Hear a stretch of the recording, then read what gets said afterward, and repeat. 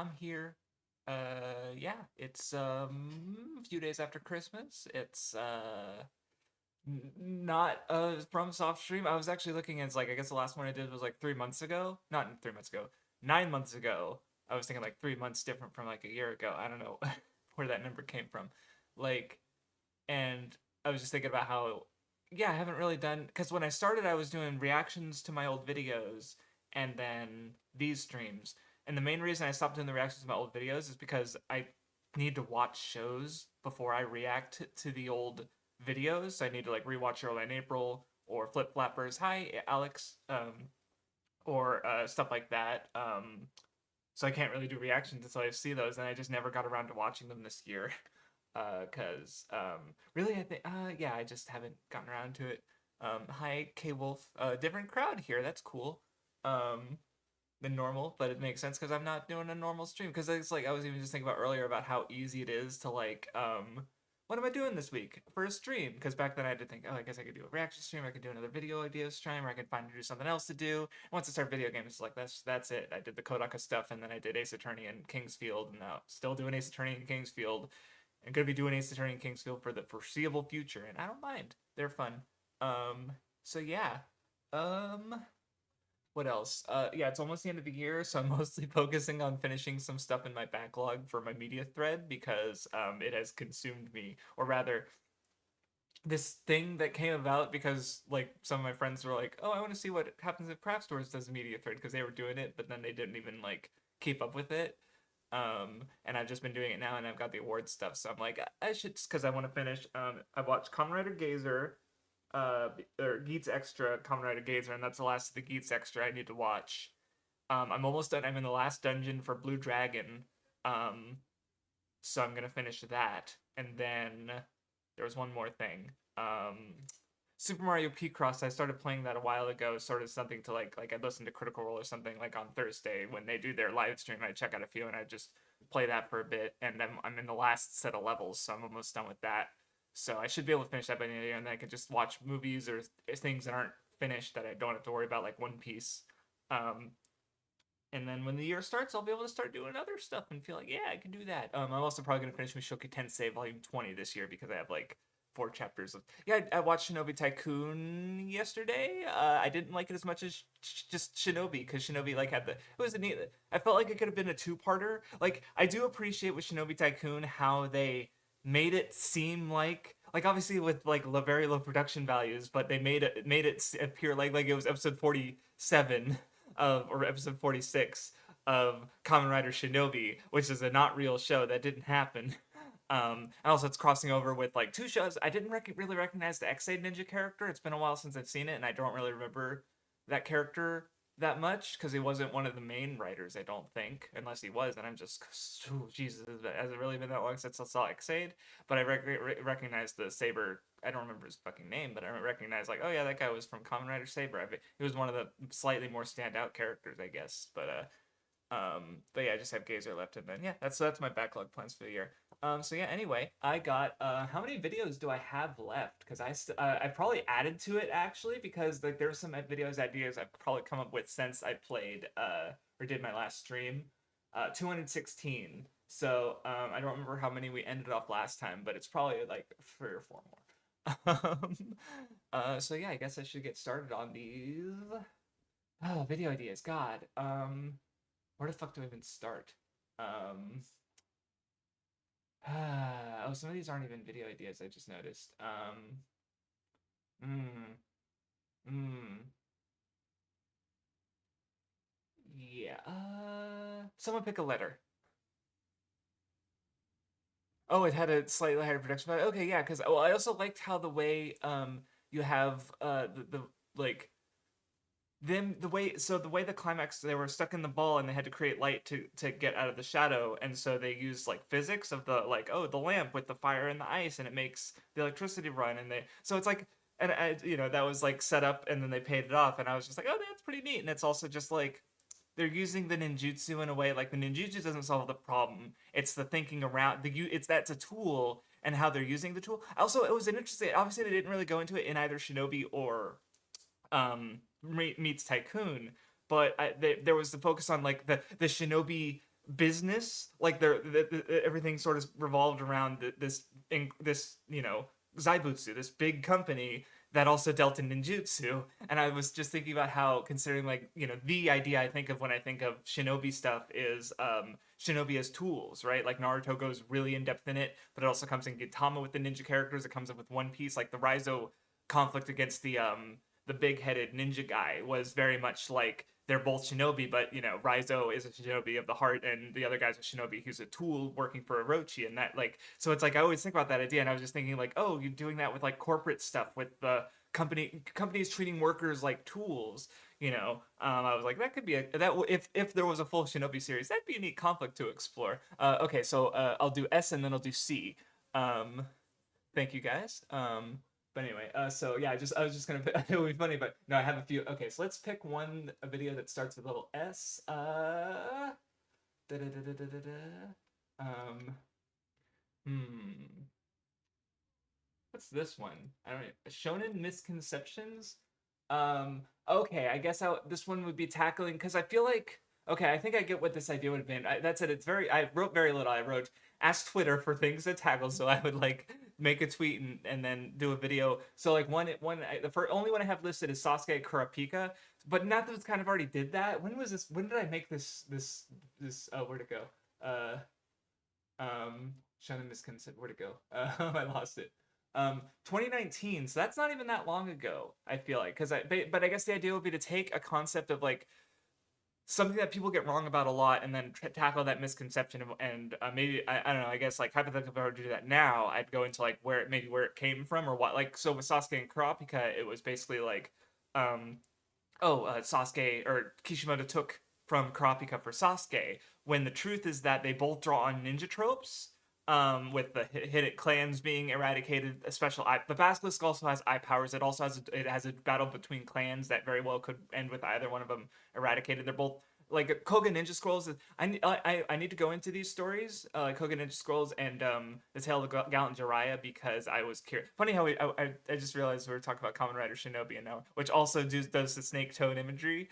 Um, yeah, no, exactly. Math. She not only did that, but then she redid it during her March Madness, where she reapproached it after having read Naruto, because her old one, that was just like she was still bad faith about Naruto at the time, so because she hadn't gone through it in a while, and she was just like, Naruto's a terrible anime, or whatever was her old video about that. So it's like, yeah, she kind of already did that, but and maybe there were things in that video that weren't said that I felt like needed to be said.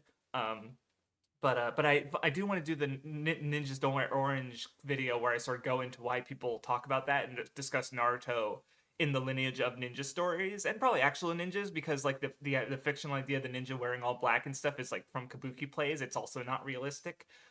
So it's like, what are the people trying to say when they say that? They're just trying to take down Naruto, but I want to show like Naruto perfectly fits in its lineage of, like, because there's been decades of anime manga going, not being serious ninja stories, like being comedies. Fucking Mitsuru Adachi did a romance. I could talk about Tokusatsu with Kaku Ranger and Harkendra. So that would be a whole big thing, and it probably, maybe I could even bring up Sasuke and Kurapika, with how like Kurapika doesn't draw from ninja aesthetics, but he absolutely draws from ninja tropes, right? And with, again, with Sasuke and Kurapika, is like, because people think, oh, Hunter x Hunter came before Naruto, but like Kishimoto did admit to being influenced by Hiei, but like the similarities between Naruto and or not Kurapika and Sasuke aren't related to Hunter x Hunter. Togashi didn't come up with these ideas just because he put them in a popular battle shonen manga first. Because again, Ihobo was even talking about how calling the attacks like jutsus, or even naming techniques, also probably comes from ninja manga, because they would name out their jutsu even back in the 60s and 50s. So that probably that's another whole angle I could look at it from. Yes, yeah, that or he was even talking about recently, because I did add a correction after he tweeted about it, because I thought about it, and I was like, shit. With the weird Tokusatsu crucifixions, that's from Jidaigeki story, like TV series, like in history, like drama, historical dramas, they would, the characters would be crucified and stuff. And that's it. That's not to say there isn't absolutely like some influence from, like, Ultraman, in that, like, with the Christianity and stuff, like, it's possible that there is a lineage there, but it's definitely not the origin, because it comes, and just in general, he like like someone replied with an old 1920s Tale of the Gallant Jiraiya film adaptation that was like 20-30 minutes, and it had suit actors. So it's like these ninja stories and historical dramas have a lot of relation to shonen and tokusatsu, and that's definitely an angle I could look at. But like, see, this is where I'm going with, like, even if I did the shonen misconceptions video, because I guess it could have been like a series, like, is Goku a bad dad? Like, there's so many. I feel okay. Those are the only two I can think of right now, but I'm sure if I sat down, I could think of like examples in which people think something incorrectly, or there, or some idea gets around about a shonen story, and like reason, like I could tackle it. So I could see why this was a video idea that I had. But like, yeah, like I said, if I were to do it, I probably, like, I don't need to do the Goku one because that's on Manji's old channel, or used to be. So I don't know if it still is, but anyway. Next is C. Um, Okay, I have like 5 videos named in C. Um, Ooh, this was a recent one. Um, Maybe I would do this still, but I'd have to think about it.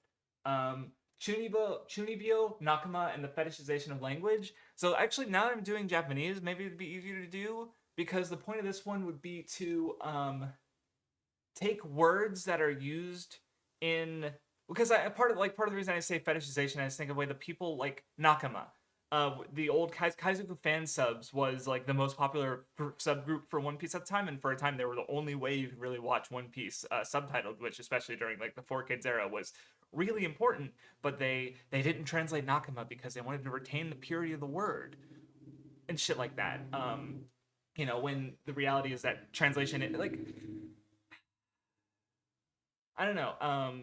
Translation isn't a creative exercise, and there's challenges that are come with that. Like, one example is like name recognition, like with stuff like Konosuba or Watamote, where especially like Watamote became popular well before it got an official release. Like, it's popular in the West. It's part of the reason it continued as a manga and got an anime. It's very like, so as far as name recognition goes, it's like, it is called, it's not my fault I'm not popular, but it's also just shortened to Watamote. And then you have stuff like Konosuba, where, they're using the Japanese shortening of the name. Right. So yeah, there's challenges like that to approach, but then generally, so with One Piece, another word that gets kind of like used that still is to this day, it's hockey. Because hockey, it's just, as like, it's, people think it, like, I remember, I probably, if after I finish watching the One Piece anime, I'm probably going to do a big video on hockey. Maybe not a big video, but I want to do one because there's a few things I want to approach about it. One of them is just like, it's as much of a spiritual concept as like killing intent, or like kuki is like more the air or the atmosphere. So like, if someone, like, say everyone's having a good time, then someone comes in with like my mom's dead and just kills the mood, that's like the kuki, the atmosphere changes, right? I think I'm getting that right. Maybe kuki is weather and I'm misremembering, but it's like hockey, like the key is there, it's got the same root. It's just like, I've seen it in other things, like, or people have joked about that, like when Yamamoto knocks out Nanao in the Soul Society, when before he fights Kyoraku and Ukitake, people say, oh, it's Conqueror's hockey. Well, it's like, but the concept still exists even without. If One Piece just didn't exist, hockey would still be a thing, right? One Piece didn't create hockey. It makes hockey a system of its of its power, basically, right? Kind of like how ki is also, like, again, it's just the idea that we have spiritual energy, and it's so there's a metaphysical, like, or religious or general spiritual connotation to that. But Dragon Ball turns, and all other martial arts things, like, it's not unique to Dragon Ball. But because we don't translate these words, that's where the fetishization comes, where we kind of like mythicize them in a way. Because as I understand it, like hockey and nen and ki are all just like words you can use in a sentence. Or like the one example I always think about is Faraway Paladin, where he runs into a bear in the woods and he just uses his aura, his presence, to scare it away. And it's not a part of the power system, it's just something he can do. Chunibyo I was thinking about because one thing I almost never see people bring up with Chunibyo Demogashita, and just the character, because people that recognize the archetype of like Okabe and Chuni characters, because it's very over the top and it's not something we have a one-to-one like easy word for in English.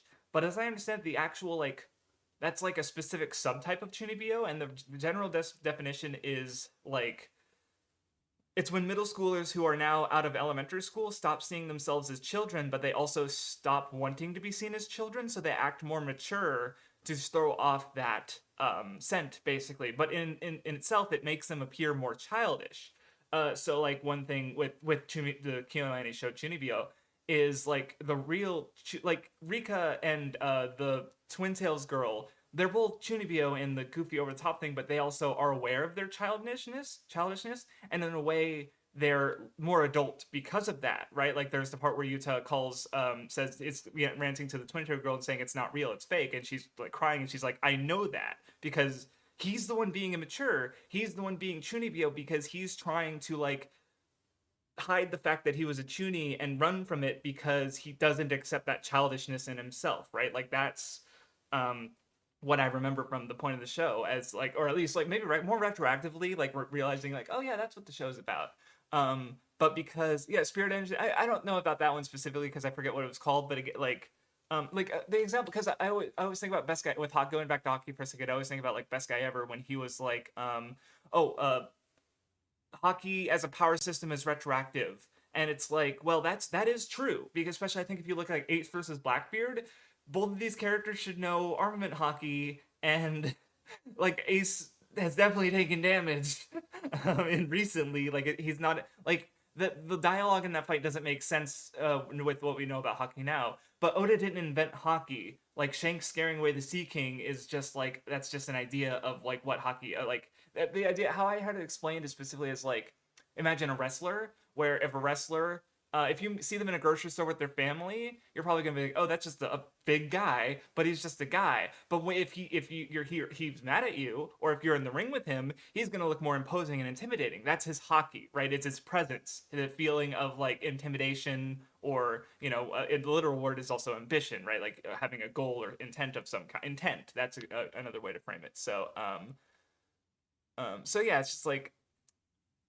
basically I kind of want to talk about the idea of how we use or even sometimes have to use language when translating it and the way it kind of like by English or oh God I remember just this is more just a general translation thing. I remember someone in on 4chan complaining about Hunter x Hunter having ripped off My Hero Academia, and their justification for it was because there's a type of because in Hero Academia they have different classes of superhuman quirks. That's what they're called, and one of them is a mission. And they're like, "Oh, Hunter x Hunter also has a mission." But I looked it up, and they used two different words in Japanese. They were just translated into a mission. Like they mean they're I forget which ones they were. So it's just like people. I guess it's like that's what I would have complained about is people thinking about words differently, where it's like we're because we're outsiders looking at this other language, and we need to think more about like well, like what we're appropriating and how we're using these words. Yeah, it's been a while since I've been on 4chan. And then what else do I have in here? Because yeah, then there's like Cynic Clinic did a really good video on the word sakuga, and because it just means drawing. Like there's no statement of quality in the word sakuga unless you're using it in English as a loan word, because then we've appropriated it and given it its own meaning. And the reverse happens too.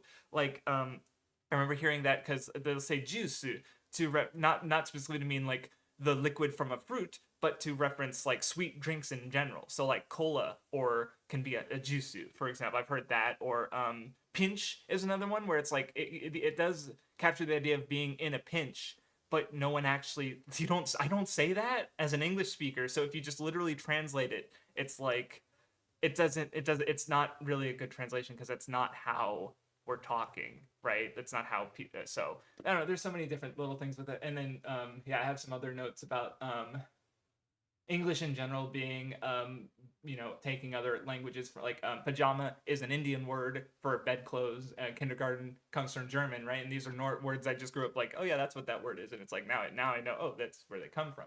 Okay, and there are words in Japanese that are like I can understand yeah, not wanting to translate because it is easier in some way. Like tokusatsu is one that I use. It's a loan word, but I mean, and like it wouldn't be a good idea to say like because I could say Star Trek and the Avengers Endgame and Buffy the Vampire Slayer a tokusatsu. I kind of approached that in my video. It's like you can call these tokusatsu, but it's not really helpful to do so. Um, so yeah. Anyway, so yeah, that's definitely an interesting video idea, and I might think about doing that one again. Doing that one in the future when I have a better, because I'm learning Japanese now. So there is oh, the wrong one. I have more, when I understand more of the language, I can do that better. Okay. All right. We have no more letters, so I'll just have to. Actually, you know what? Mr. Grimm said epic, so I'm gonna see if I have anything with E. um. Okay, this one. Ooh, I don't like the full title. Um. Okay. Now I know why I named it that. Yeah. So this is like. I'm sorry. Uh, um, this one came from our discussion on the Weeb Club of season 2 of ReZero, because like and just in general, like it ties a lot to when because I remember from, so in season 2 episode 4. Wow, season 4. Oh, thanks, Graham. Yes, no, I agree. Like that's just a one on the note of translation, because I've been thinking about it. I've mentioned it a couple times, but I I've been watching Yadaman, a mostly untranslated magical girls show from the 90s, and I've been watching it as part of my like trying to learn Japanese. And I'm kind of able to figure out from context, but as I get to the episodes that are as I'm learning more words, I'm like, oh, okay, I know that. So I'm gonna. My plan is after I finish watching it, I'm gonna go through it again and try to translate it in hopes of making it a fan sub project. So like I want to definitely have a good head on my shoulders about translation, because I want to be approaching an anime with the intent of translating it so other people can watch it. So anyway, back to this video idea. So in season 4 I said season 4 like 3 times. Season 2 episode 4 of ReZero, we see Subaru's parents, and we find out that one of the reasons for just very formative like experiences for him is just regularly being compared to his father, who's this really cool dude and he's really tough and strong. And it sort of retroactively like, oh, him being cringe and acting, like but more boisterous and energetic and confident is like him emulating his dad, who doesn't have to pretend to be like that. Um, you're like Ruri from. Oh yeah, I guess she did. She did, didn't she? Did she translate stuff in the end? It's been a while since I read Nisekoi. Because you also could have said Ichigo. I would have like as far as translated, because he does Japanese to English. But anyway, or does he? I don't know. I don't know, actually. No. Well, I'd be doing Japanese from English. Shit. I didn't think. I don't. What do they do both? Either? I don't know. And so I remember from that discussion there was one person in the comments, and also what who talked about being from Asian communities and connecting to that experience, and just Japan in general being very communal in that, like, you have people, obviously people move around and stuff, but there's just generally, from what I understand in Japan, and again, it's more, every individual case is going to be different, but just overall, from my understanding, it's more community focused. And so, which me and Vindy, growing up in more like white cultural spaces, don't really have that. Like for my whole life, I've lived in California, where my parents moved here when we were young, so we haven't really been around my family until like except around holidays. So and I just remember thinking about that in context of like stories having so much focus on lineage from like Japanese stories, right? Like Dragon Quest, the first Dragon Quest game, you're the descendant of a legendary hero, and that's sort of been very core in a lot of and basically every Dragon Quest game. Or oh, thank you, Ramsey. We'll hopefully get to new Nensho next year. Mathos is currently moving, and we'll see what happens, because I know she wants to read Egghead, but I'd love to reread it, but it'll come, it'll happen eventually. So anyway, and like with One Piece and Naruto, these like it's so common in stories to have characters with cool dads or cool parents, right? Because and I think part of that is maybe there's just even a general generational thing of like, the your elders, they fought in World War II, they're cool, you need to respect them. And people like Kishimoto in particular with Naruto grew up having that feeling of like the previous generation went through these tough times and this war, and his generation didn't know anything, didn't only knew but didn't really understand that, and that's what part of what drove him to make Naruto a story about war, because he wanted to have explore that idea and that feeling. um so yeah, that's why the exceptional parents, yeah, and Asian culture. And the last one is anti-tube racism, which I guess is like I think maybe thinking about Plague of Gripes, because he's probably at least somewhat racist. I probably wouldn't really bring him up because I don't want to, and I definitely don't want to engage with any of him or any of his videos or any of his fans.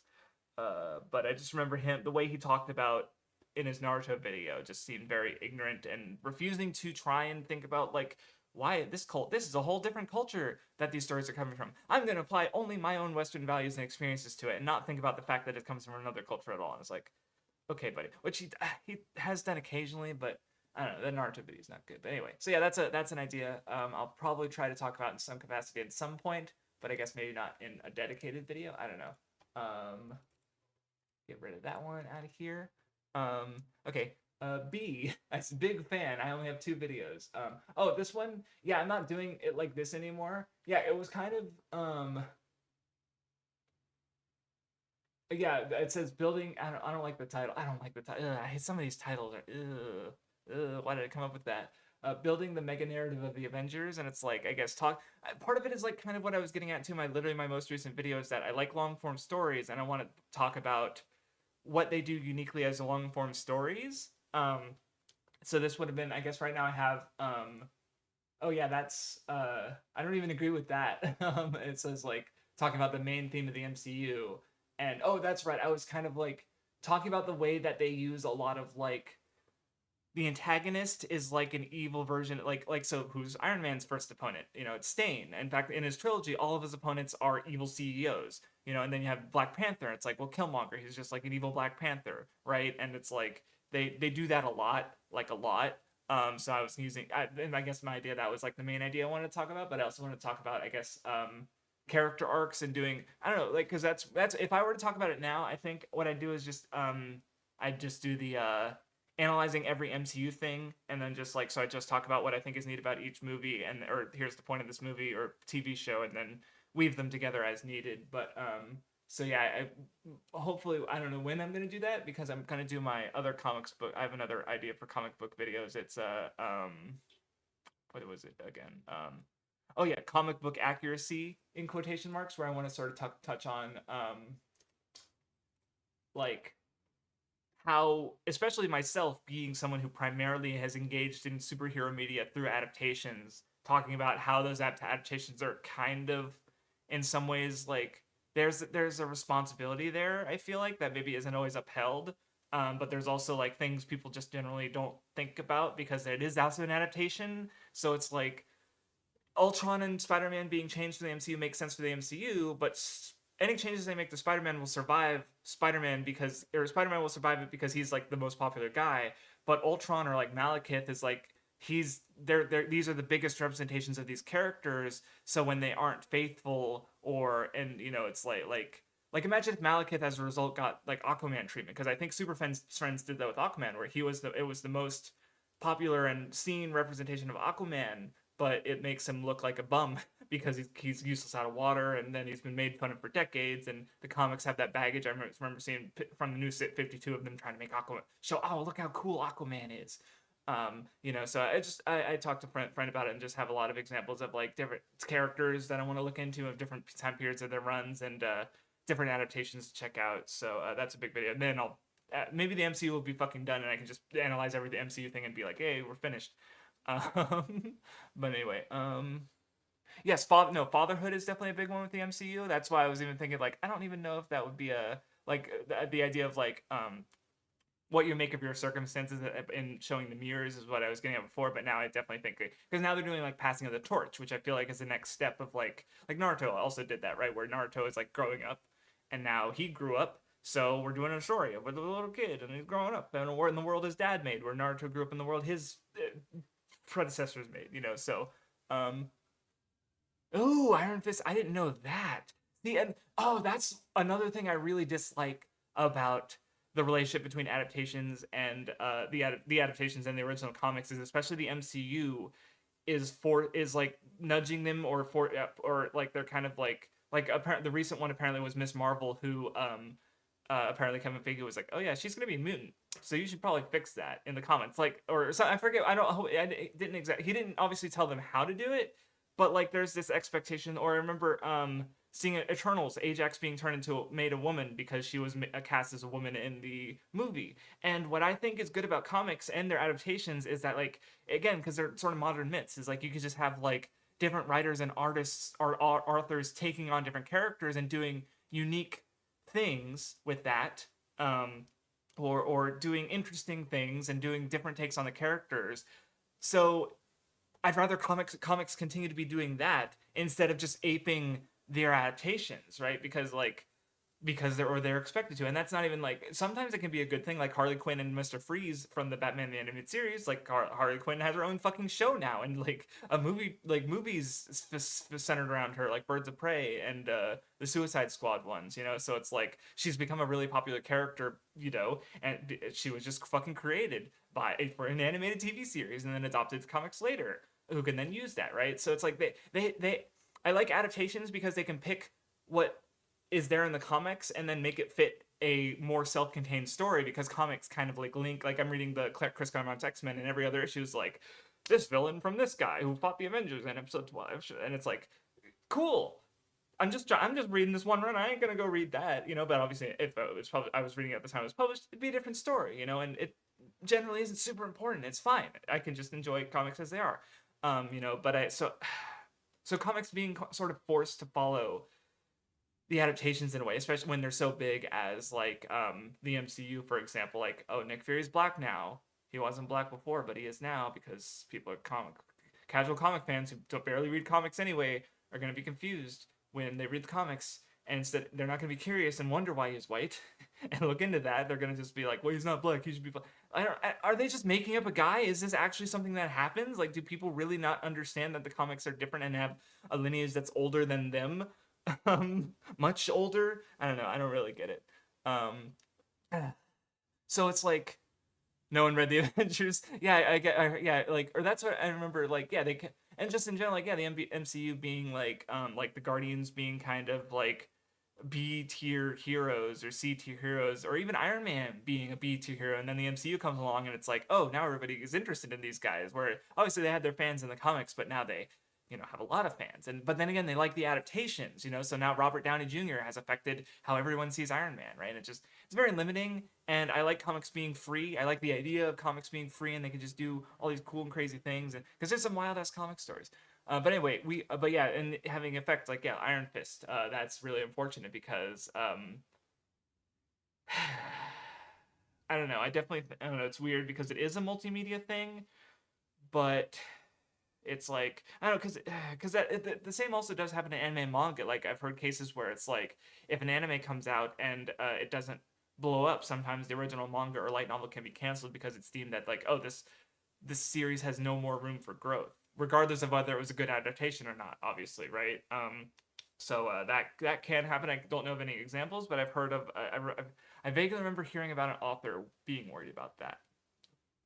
Okay, Iron Man was still popular. I heard it was a little. Okay, gotcha. But anyway, let's move on. Um, just what pops up to me. I did this. Why do I have this? Yeah, I have a full. It's like Frankie analysis, One Piece, and it's like, I did that. I literally did a Frankie video. So, at birthday, but yeah, because I guess oh no, when was that? Actually, kind of, yeah, 2018. So that was before, because I started doing the birthday videos in 2019. And I still need to do my Nami one. And Jinbei, it's like, I don't know what I don't know what I would talk about with Jinbei yet. So um, I'm doing this one. Why is this here? Um, yeah, Minazuki. I have it as because Vinny and I came up with this idea, like these independently of each other, and then neither of us did them.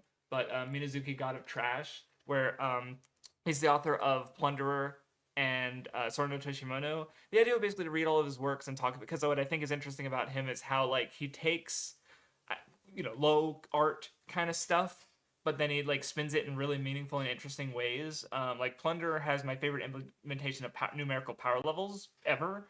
Um, I don't know. I've just been meaning to talk about that in some. Like, I'm probably more going to talk about that in my point of power levels video, which I don't know if I'm going to get to it next year because it involves watching all of Kinnikuman. Well, yeah, okay, no, it's not that.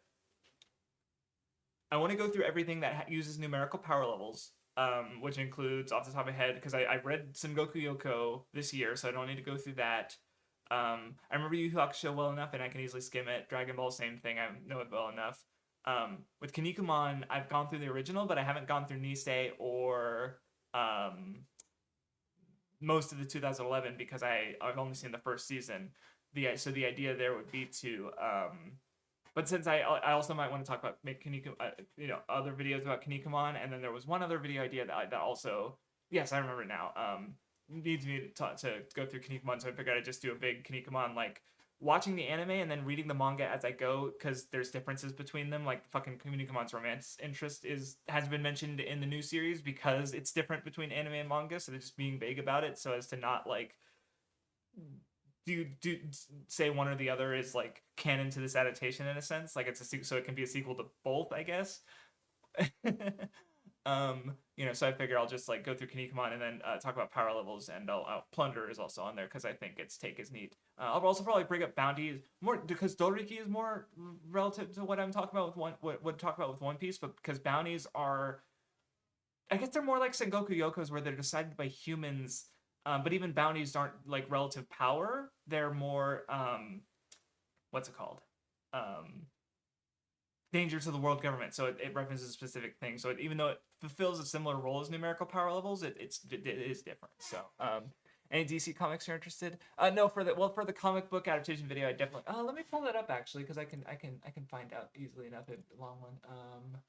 Comic book accuracy. That's the one. So yeah, DC. I want to look into Mr. Freeze before the DC universe, DC animated universe, transformed his character. Most of it is Marvel, probably because of my awareness of the MCU. Aquaman, probably both before and after Super Friends, and watching Super Friends as well. Under the Red Hood is one my friend mentioned to me because apparently he likes the way the movie does it better. The movie adds the Lazarus Pit to the backstory, and then the new 52 adds that into his canon. Like he'd come back, but it wasn't because of Lazarus Pit. So it's like, so that was a change made. So that was an example of the movie adapting this comic book storyline and making a change that then the comic books adapted, which is like, that's a perfectly fine way for things to go. But obviously they sometimes had adapt stuff like Miss Marvel's a mutant now, and apparently the way they did it was really dumb. And it's like, well, yeah. Anyway, a Joker I have just listed generally because he's like character who's kind of like, he can kind of be whatever. He can be comedic, he can be horrifying and edgy, or he can be in a musical. Like, because one of my friends, a different friend, I remember talking about how people are mad about the Joker 2 being a musical or using music, this was years ago when it was first being, information about it was first being announced and stuff. And he just noticed how it's like, that should be fine because the Joker is like, literally all that's in it that's Batman is like some of the iconography and color palette, like with the Joker himself and the Joker makeup, and then they use like Thomas Wayne.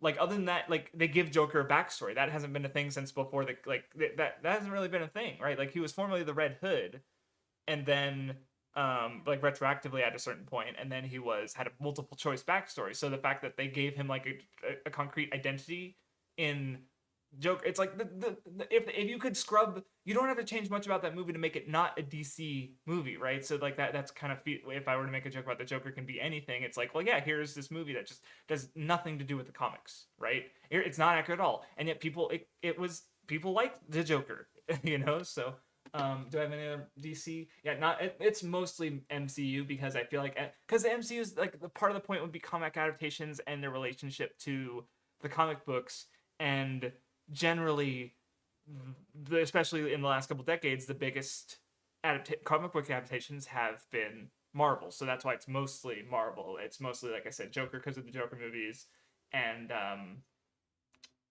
Aquaman because of his long-standing reputation as a bum because of probably because of Super Friends. So threat level. I forget what I was talking about. um, okay, yeah. See, there's yeah. Okay. Oh, Superboy Pro. Okay, that makes sense. Yeah, for the new fit. So it makes sense why they did it for New 52 because it's a reboot. So anyway, where was I? Um. See, okay, I don't need to do this video.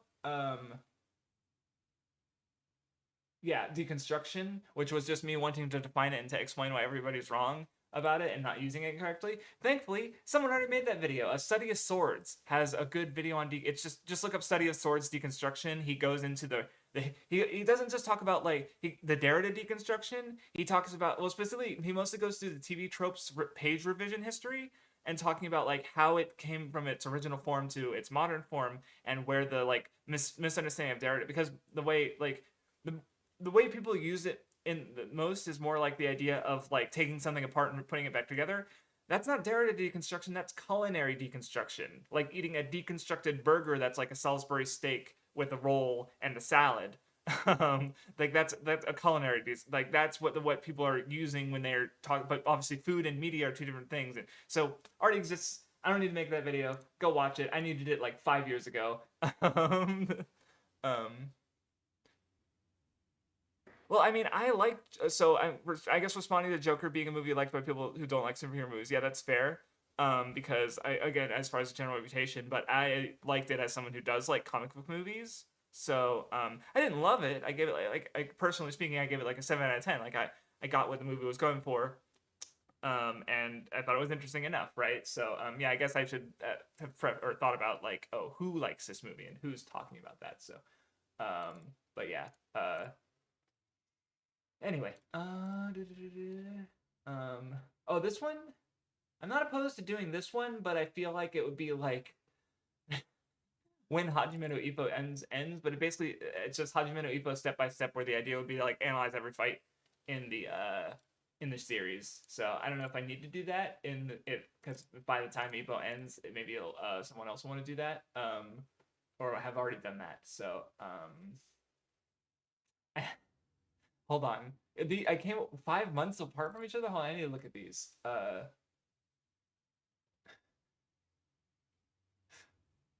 What? Yeah, I don't think I'm gonna talk about both of these. They're the same video. What?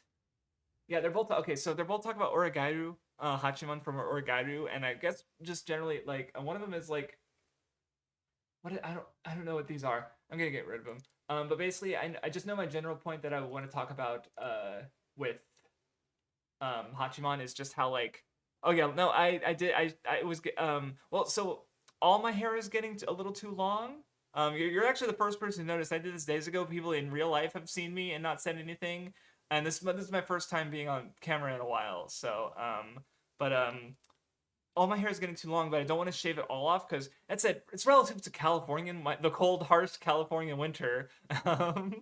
But it's like so cold is like 30-40 degrees. Like we don't get snow or anything, but it's still like I don't want to shave it all off because then it'll be a little too chilly for me. But I want to at least get some of my hair off of my body, so when this grows out a bit, I'll cut off the rest of it, or when it starts to warm up.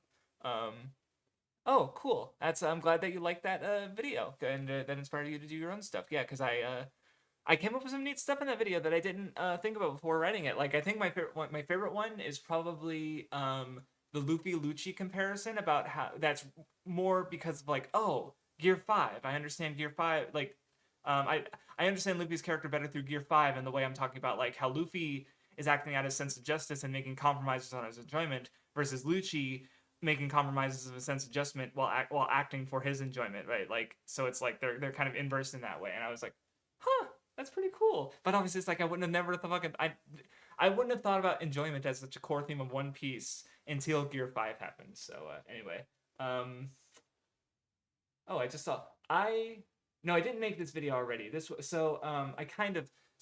I experimenting a bit. In case you guys haven't seen them, I did a couple shorts a while ago, because the idea was to try and mess around, which I guess now would hypothetically be easier because they can be 3 minutes. editing around the vertical screen is also a pain in the fucking dick. But um, so I did one on a then recent seasonal show, Faraway Paladin season 2, because I thought the way the climax was handled was really neat. And because with D&D, when I think about like the natural 20 and the natural 1, it's like you always have a chance for success and you always have a chance for failure. And just the series being inspired by D&D.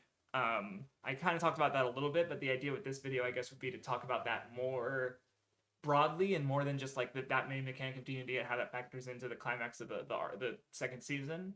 Because I think the way it handles religion is neat. Because in the first episode, I think it has the one of the characters explaining to the main character how moral relativity, but with the gods, like the idea that the right now the god of peace is considered good and the god of war is considered evil because they live in times of peace under just rulers. But if hypothetically it was a time of tyranny where the people were struggling, then a god of war might be seen as like a god of revolution and fighting against oppressors, where the god of peace would be seen as evil, right? And I remember thinking like that was neat and definitely like understandable as response to D&D, which has these very like, especially 3.5 is very like torture is evil. It doesn't matter if you're a good character torturing an evil person. It is an evil act, like in just by going by the rules as written, which is why they changed alignment in the edition sense, because it turns out making a roughly binary morality system doesn't really work for getting across the ways people can act. Yeah, no, I don't, because bite-sized analysis, especially, I think is a good idea because to get across like say I just watched a show that I think is neat. It's like I don't want to do a video on it, but I have like a really neat point or one idea. Then doing like a short is a way to get. That's kind of what the Usopp Knows video one. It was my other short again, in case you didn't see it, because I like I've been thinking about it for years. I've been like I literally made a whole. Oh my god, I'll come back to this one in a second. I think I talked about before character design, or maybe I just got rid of it already because I kind of made it. No, I made a whole script on it. But anyway, I was gonna do a video just talking about the character designs in One Piece and very like ones I think are interesting or just tendencies I think are neat or like just getting across how they add to One Piece, like for humor or for comedy or just and the biggest part of the reason I want to make that video is because I want to talk about how Usopp's nose is literally just, again, it's one trait. It's just his one nose, but how that can be, there's so many factors to that. With he's a Tengu, he's a sniper, so it's like a sight. He's especially the one that I feel like is easy to lose is because obviously we recognize Pinocchio and the lying, but I remember seeing in an anime and that the having a long nose is like an expression of pride, like it's like haha, I did something cool. Like I used Hidamari's sketch or Chihayafuru and Danganronpa Ibuki from Danganronpa 2 because they all have that pointed nose. And I've seen it in a couple of other things since, but like realizing like they're not just lies, they're boastful lies, they're prideful lies, and it's like I get it now. So that was a good example of and they're interesting to make too because I remember having to record them a couple times because I had to speak fast enough to fit my entire script into a minute. So I just haven't gone back to it because I haven't really felt if anything have been super like I want to do this or I have this thing to say. But I'll have to think about it because I feel like most of my video ideas are bigger. Like I will say there's one that I sent out to get edited with Funky, who edited my last one, the Bleach One Piece one. And if he's not able to, I have someone else on I can ask too. But I'm looking forward to that video a lot because it's probably, I feel like as far as like, because most of my videos are like, if you like One Piece, here's a funny video explain with a bunch of neat points and or my like they're more niche in a sense. This one I feel like is like if you read manga, period. This video is, I think, the ideas in this video are really important to consider. So I definitely look forward to that one. But yeah, so that's so back to the Faraway Paladin is like, yeah. So this would basically be expanding on that with talking about I guess and I use that as an excuse to go through the whole series, like the light novels or manga or whatever is most available. Because I think it's neat. I guess mostly like I think it's fine. I mostly have my eye on it because it's one of his favorite isekai, Pause and Select.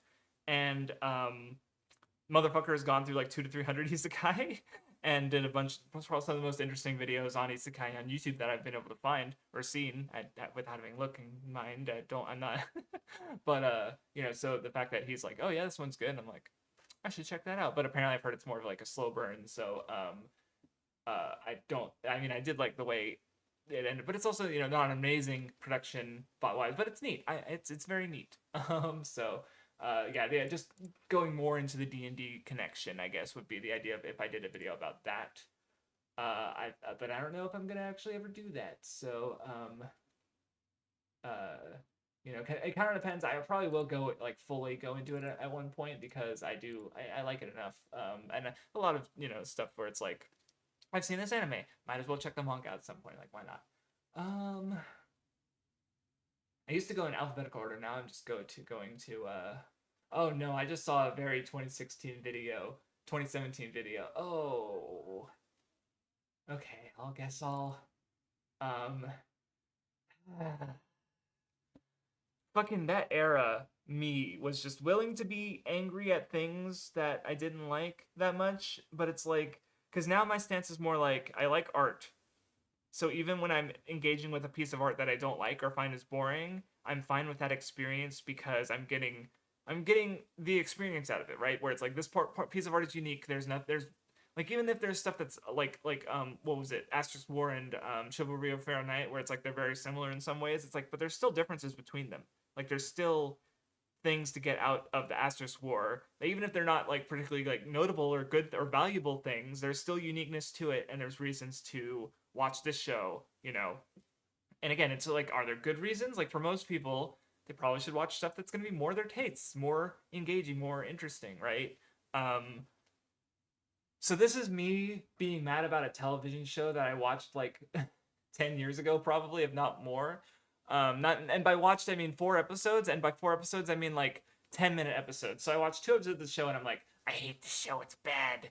Um, Star versus the Forces of Evil. It was like a Disney Channel show. That I remember people liked it and they thought it was neat and cool. And I watched like 4 episodes worth, and I was like, wow, this is I don't like this because I from what I remember is I thought it was kind of obnoxious. I guess like it was kind of like trying to keep my attention no matter what, and it was a little wacky and silly and stuff. Which, by the way, like thinking back, I also had a similar negative reaction to Gravity Falls.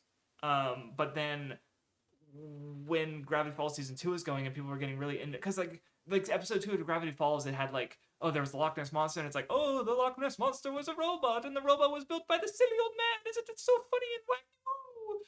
And I was like, and I watched the episode after that with the Black Sashes. I'm like, nah, not my thing. Sorry.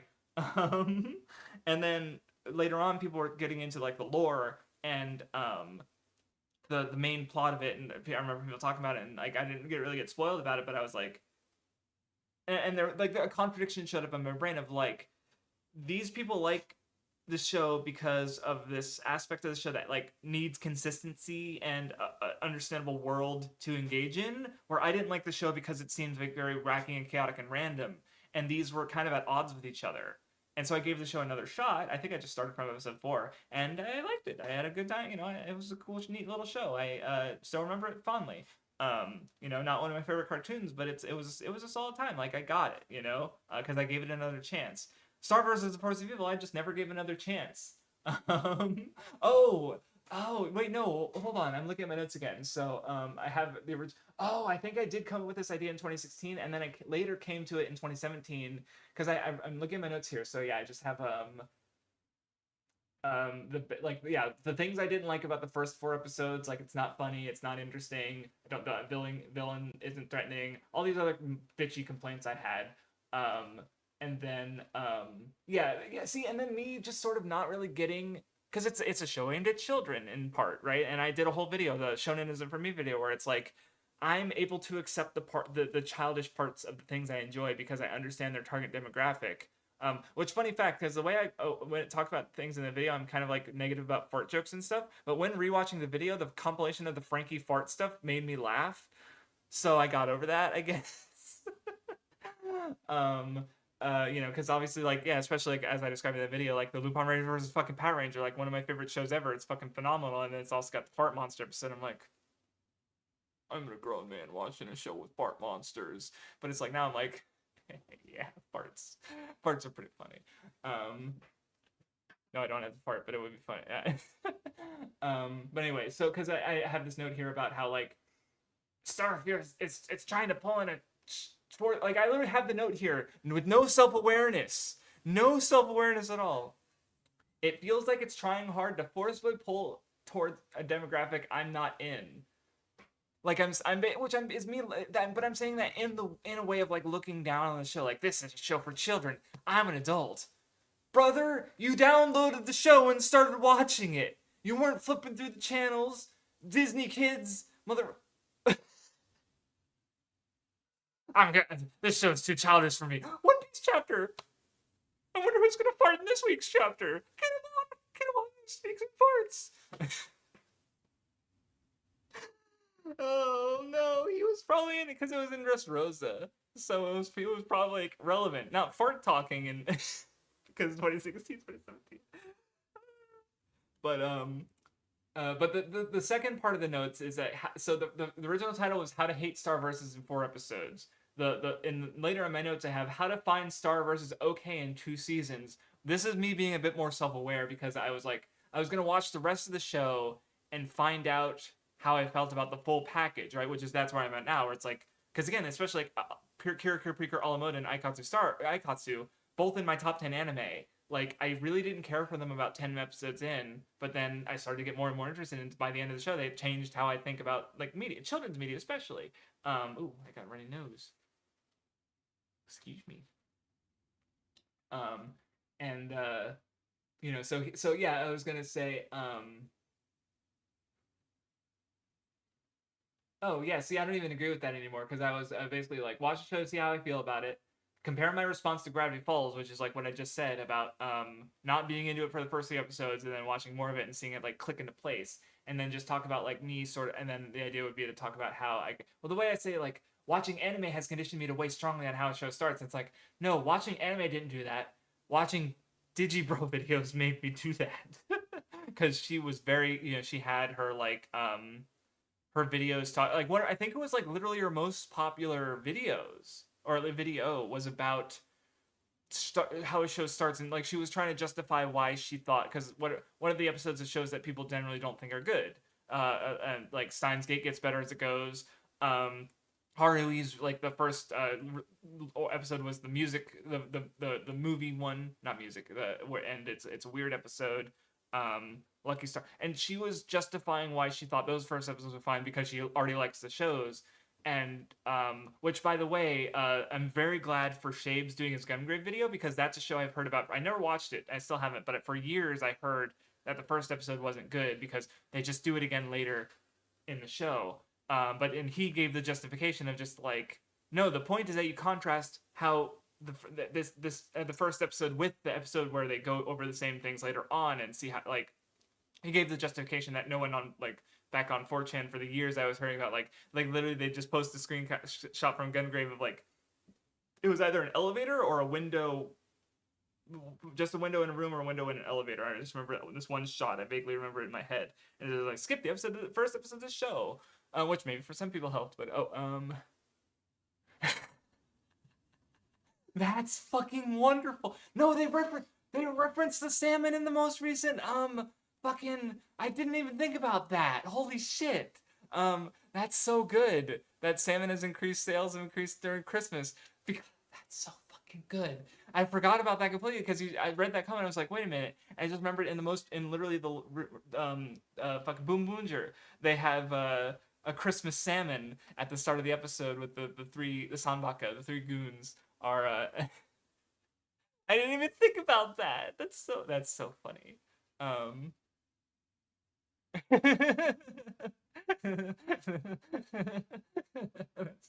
Oh yeah, I mean, because that's the thing. I remember people. Oh, Super Sentai is dying, but it's part of the reason it's still going is because it's like it's still really popular. It's just like yeah, as far as toy sales, it's dwarfed by Kamen Rider, but it's still like a popular show, and it's Super Sentai. It's iconic. But anyway, me being cringe about a Star versus Forces of Evil, a show I haven't seen in like 10 years. Um, past me needs a slap. Another children media video. Oh my god, I have the same video there twice. One from 2019 and one from 2020, like a year later. I'll get to that one next. This one is different. How dark is Pokemon special? Because obviously people will post the one to they'll post the Charmeleon cutting the Arbok in half and a Psyduck getting melted. Um, and they'll be like, "Whoa, Pokemon Special so dark, guys," which is really funny to me because it runs in a Kodomo magazine. So it like I remember I had it on the list of like Nensho manga. Oh, Zio during the meta about Super Sen. That's okay. That sounds funny.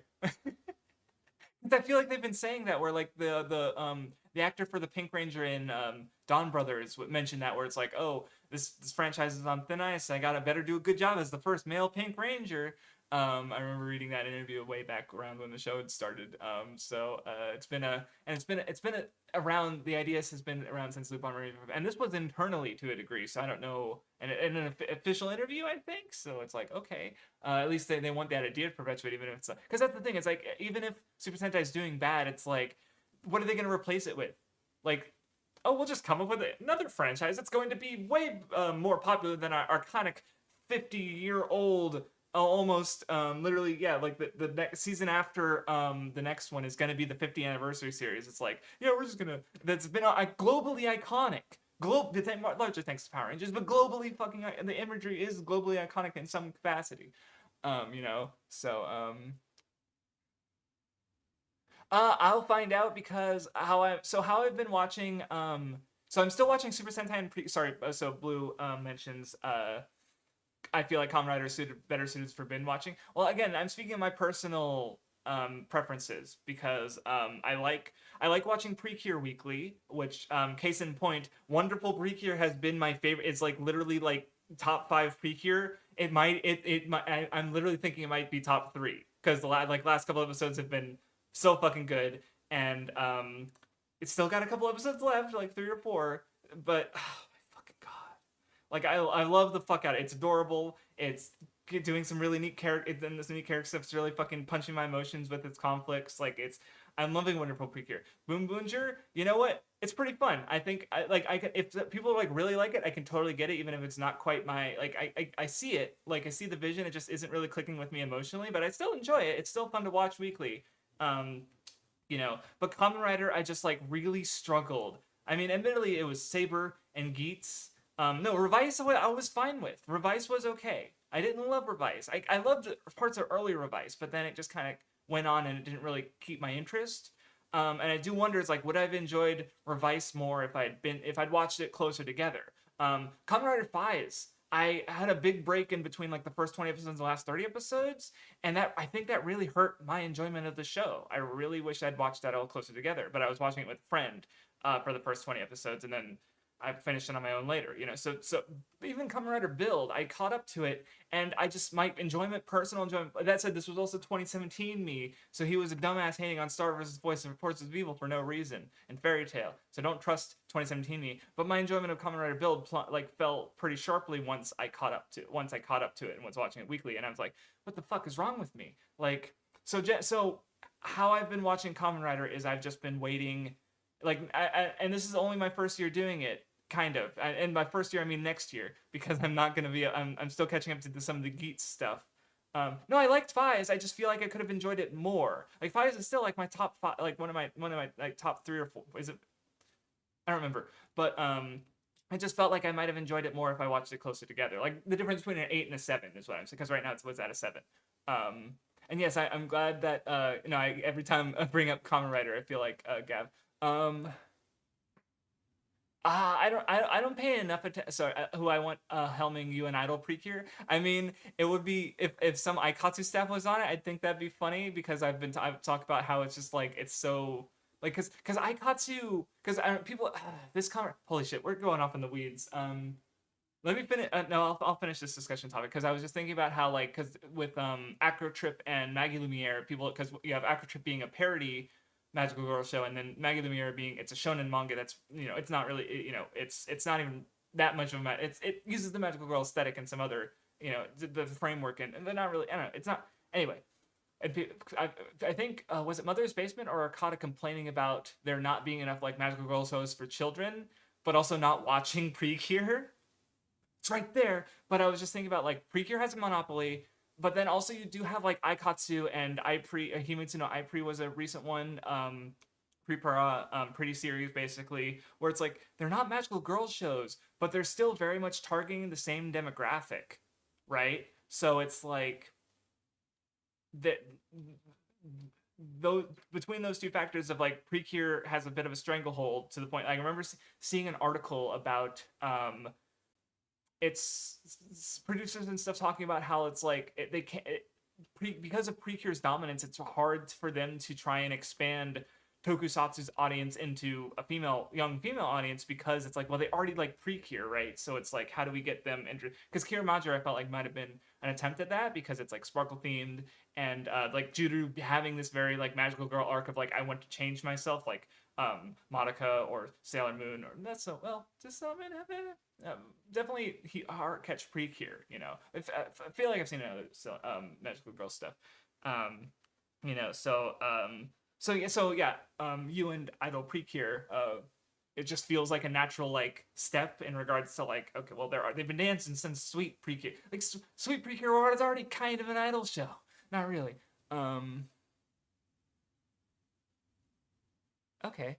Yeah. No, so I can't. I know. In a way, I've seen Jetman. I like Jetman. I think that's it. So I don't really know. But anyway. Oh yeah, three-way idol anime. um. Yeah, it's something else. Um. Let's see. But anyway, so yeah, I don't know who I would want. I do think it would be funny to have Aikatsu staff. So, but even then, I don't really know the names. Like, I haven't looked up like, who are the fucking madmen who made this silly show that I love. Because now I'm just imagining. Oh, it did do. But yeah, I like Spice. So yeah, I forgot that. Maybe no, that's yeah. I don't know. It's been a little while since I see Spice. Anyway, my point being is that like we'll see how, because that said, when going through Gachar, Dawn Brothers, oh yeah, God, the fucking, I don't know why, because like, people think of him, I guess, for like the character drama and stuff, for the soap opera drama, like the love triangle and Jetman. And I just remembered the one part in Dawn Brothers where like uh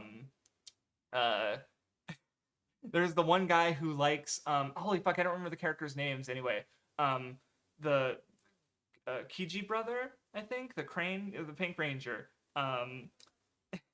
And there's the one guy who liked his wife, and there's like he's I remember they're like in public, by the way, and he like gets on her lap and he's like super excited because she's gonna like clean his ears, and I'm like, isn't the NTR?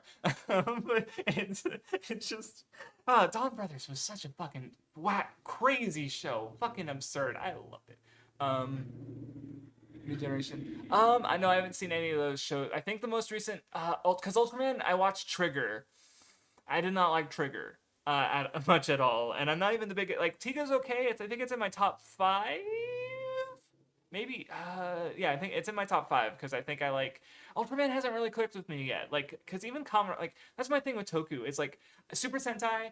I am way more likely to like a Super Sentai show. I feel like just going back from the last few years, it's like Lupin Ranger, one of my favorite shows ever. Rio Soldier. But then it's like you get Kira Major, banger. Dawn Brothers, ridiculous. Great. Zenkaiger, ridiculous. Great. Fucking Osama Sentai King Oger? Holy shit. Banger. Right? So like literally just from recent Super Sentai, I already have like with Ultraman it's like Jeed, banger. Dino's pretty cool. Yeah. Orb's pretty cool. Tika was nice. Yeah. That's like my top 4. So it's like the drop off, and then with Kamen Rider it's like double thumbs up. Fies, yeah, Fies. What's my next favorite? X-Aid. I don't know if X-Aid's my Kuga. Yeah, Kuga's cool.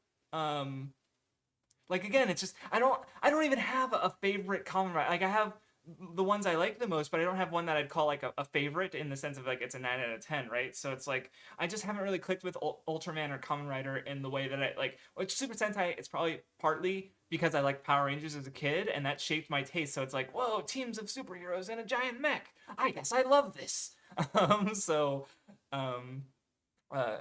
Kijino, that's his name. Thank you for the 3 super Johnny. I appreciate it. You can just type in normal. Thank you for the money. um, but anyway, the character. Oh, Huh. Okay, yeah, I need to look into staff more. That sorry, just the character designer from Aikatsu did the Soaring Side Precure. Okay. Huh. Yeah, okay, I can kind of see it. But yeah, no, Ultraman, I don't know. See, I feel like with Ultraman because it is relatively again, it's connected in the sense is like you can just ignore it, really. Like you can watch Mebius as an adult or a child, like an adult who's seen Ultraman or a child. But like, I feel like with Ultraman, I'm just gonna like try and watch through it in release order, basically, because I I want it to click with me, but I don't know how that's gonna happen. Maybe Ombre recommended Gaia, which is like one of his favorites, Ultraman, or his favorite, I think. So I did. If I Return of Ultraman is also next, and I'm looking forward to that one because it's a big deal. But I don't know about watching the new ones. Even if they're good, I just like I don't know.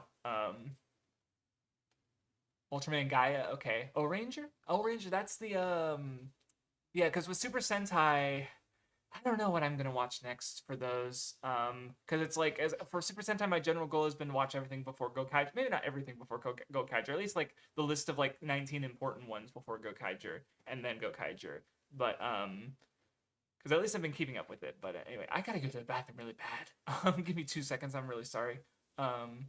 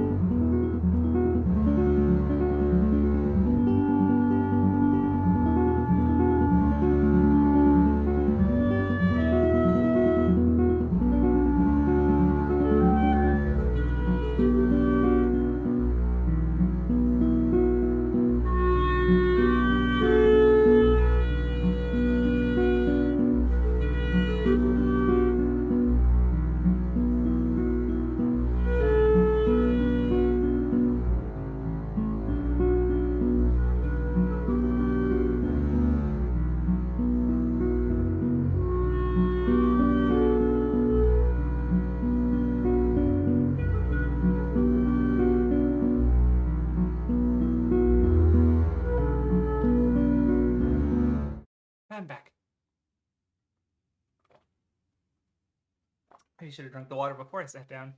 Or before I turned on the thing. Sorry about that. Power Rangers, okay. Ombre wants to describe Ultimate RB as something, a show I dislike. So funnily enough, the part of the reason I watched Jeed was because Dark Jeed showed up in Ultraman RB, and I remember thinking, I guess I should watch Jeed first. Because I think for some reason, maybe there was just some comment somewhere I saw about RB that made me think I would like it or thought it was interesting, or a recommendation from someone else. Was it? Oh, no, there was a Toku fan on the BSA, not Retro Chocolate. There was someone else. Kaiser Lad, maybe. I think I remember at some point they maybe said that like because it was available on Crunchyroll and they thought it was good, but Ultimate RB was a good starting point for Ultraman or something. So I had my eye on it for some reason. It wasn't. What was the one? Because I'm pretty sure I watched the original first. Did I watch Ultra 7 next or did I watch Jeed next? I forget. But anyway, I there was a reason that I also thought RB I might like, but I do remember seeing that Ombre did not like it. So maybe.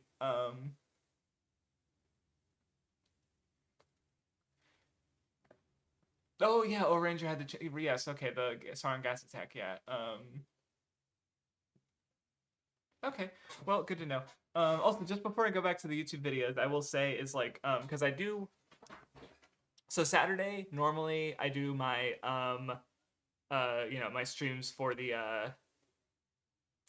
games I'm focused on. Like I want to like lock in and pay attention like for the story. So like Ace Attorney, but right now Master Text Archives Renko with Math Wiz. But on Wednesdays or next time it'll be Thursday. That's when I do my gaming streams. But they're like Kingsfield or eventually Dark Souls. Next time Shadow Tower. But those are games I can chat with chat more. So like I just want to say like I'm down to chat with Ultraman while playing those. If you guys have the opportunity to stop by. I mean, it is in the middle of the day, so maybe it's harder for some people. Just advertising. But anyway. Okay. Oh yeah, Nexus. I did watch Nexus. Nexus didn't. It was neat, but it didn't really like have. I don't know. It didn't leave me satisfied and super like, yeah, Nexus was cool. It was cool, but it was okay.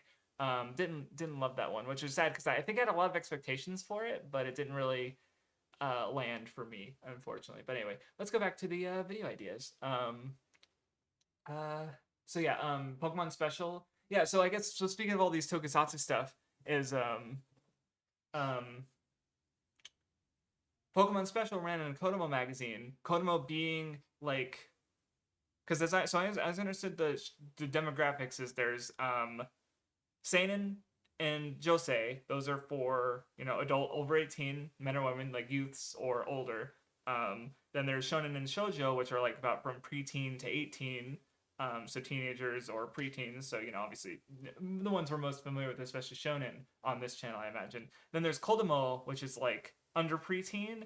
That's the target for like Doraemon or even younger Anpan Man, or Tokusatsu magical girl stuff. And yeah, so Pokemon Special, because like just people say like, oh, Pokemon Special is so dark. Look at this Arbok, he fucking died. The Psyduck, he melted because and by the way, this is like one chapter, or 1 or 2 chapters, by the way. But yeah, it's like I feel like again I kind of did this video in my Shonen for me video because of the way people like Kirby gets a lot with Kirby like, oh, it's so O2, he bleeds out of his eyes, it's so fucked up. But also the standards for children's media in Japan are really different, and what's allowed in those shows is some things that people would find surprising, like when people say like, oh, Kamen Rider so dark, Gaim should air on HBO. I haven't thought about that in a hot minute. It's still a show for fucking 7-year-olds or younger. So it's just so yeah, I want to talk about that and just how use Pokemon Special as a way to talk about that. Especially the thing with Pokemon Special is I maybe even want to check out the original Japanese because I'm wondering how much was changed. But I remember the Psyduck was supposed to be a zombie. I don't remember the mechanics around that. The Arbok got better. It grew back because it has lizard tail properties. Um, Adult Swim, that one's a bit more recent. I've never actually seen Gaim, but I just do know how generally like Kamen Rider can be. But I feel like yeah, by America's like standards for violence, like yeah, probably Adult Swim makes sense. Even though again, in Japan it's a show for 7-year-olds, and that adultness is what like Chainsaw Man. It's what draws the younger audiences to it. But anyway, so Pokemon is like yeah, so the Arbok that gets cut in half by the Charmeleon. In Pokemon Yellow, Koga is supporting Yellow after being an antagonist in part one, and I think because I think it was part of Team Rocket in the Red Blue part of the manga, and he uses the same Arbok again, and because it also loses part of its tail during another fight, and it's like it grew back, but it's like it took longer to grow back from an injury a while ago, hinting at the fight with against Green or Blue or whatever the fuck, the rival, and losing the Charmeleon cutting off like half the fucking Arbok's body and then having to grow that back. It just grew it back, guys. Like so that's what that video idea was. Oh boy. Anyway.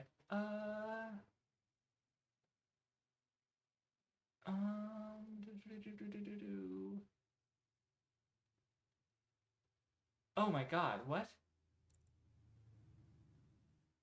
Oh no. No. I don't remember this at all. Um Overly long tirade 8.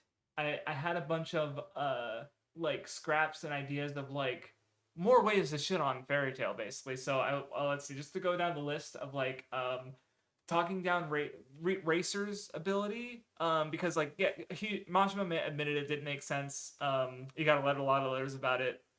It's an example of like retroactive like uh change, like because the power doesn't make sense the way he changed it, and like after the change versus before the change, like yeah sure it's fine, it's whatever.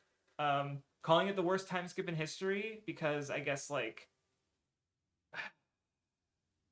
I don't know, I remember because it's like yeah, they don't actually time skip the characters for the Tenro Island, but they do time skip it later, so it's like I don't know. Yeah, just the fights are bad, shipping bad. It's just like all these things to complain about. Familial stuff with Altir, Zerif, and August, I guess. Just I don't know, just being annoying towards and just get.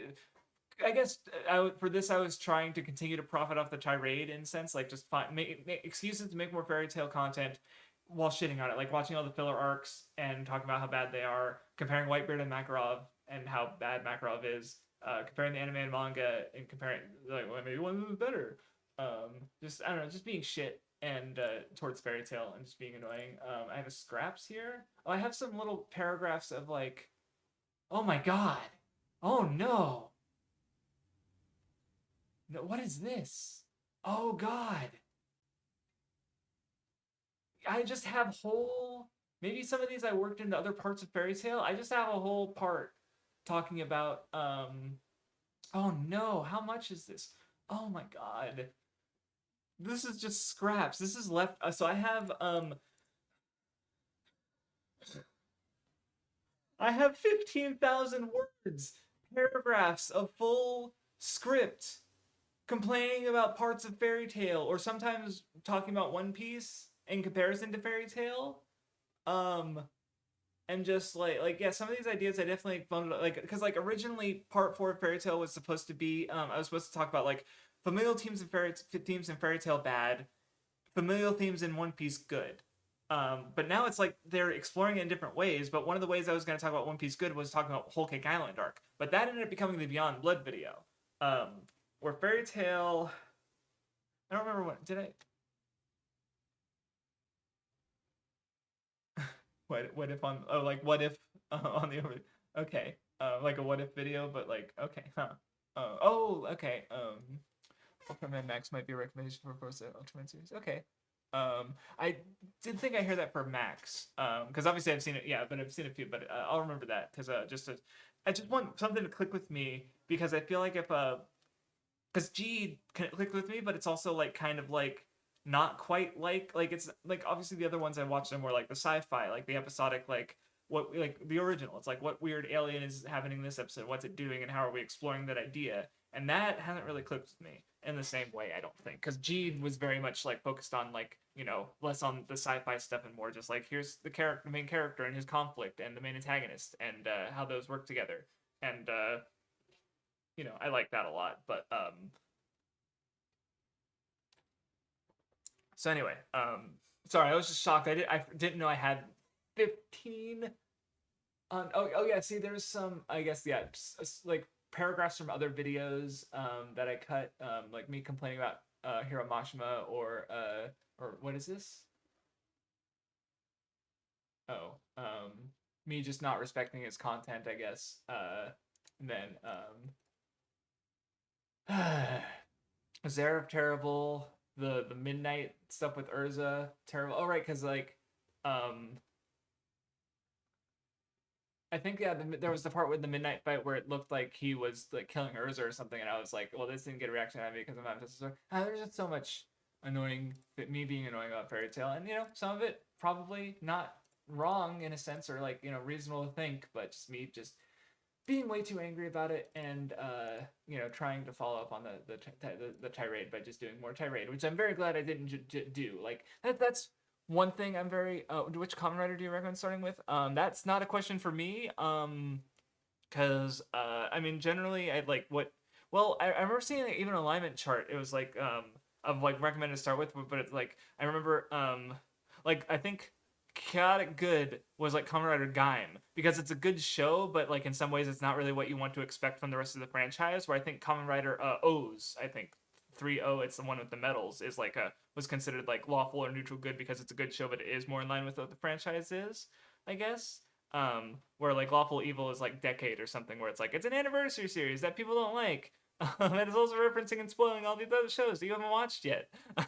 So, for me, I would say I Double is good. I like it. I think the main duo is really cool. That's probably like just you know it's a build I liked a lot. That was my first one. Um, so yeah, just but yeah, I haven't watched enough to really be the judge of that. I think Kuga is the one that a lot of people like a lot, especially with the context of like it didn't click for me, but I think what I do like about it is because I feel like because Kamen Rider was just not airing during the 90s at all because Metal Heroes was instead.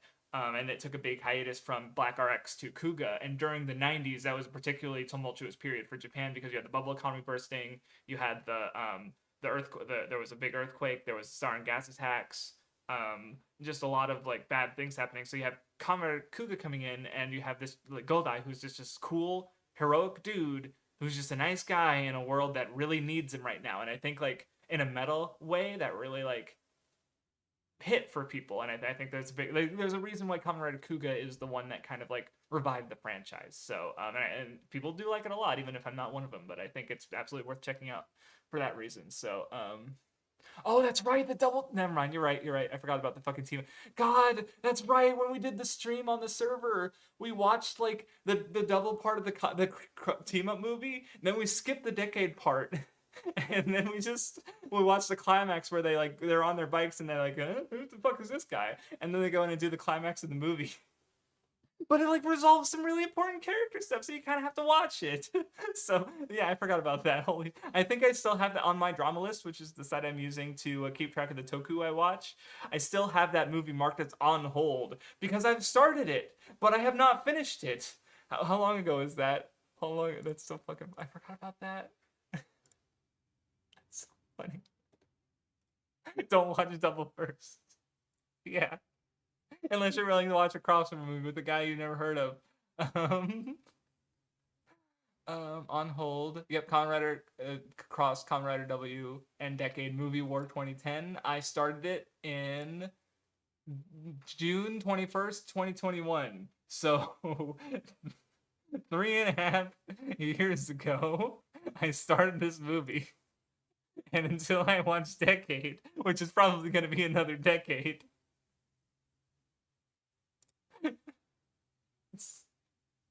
Sorry.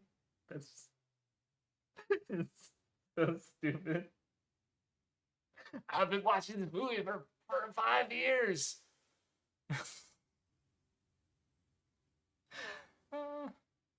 Uh, Kuga, Kabuto, Double or Build. Yeah, except for Kabuto, those are all shows that I have seen and think are neat. Okay.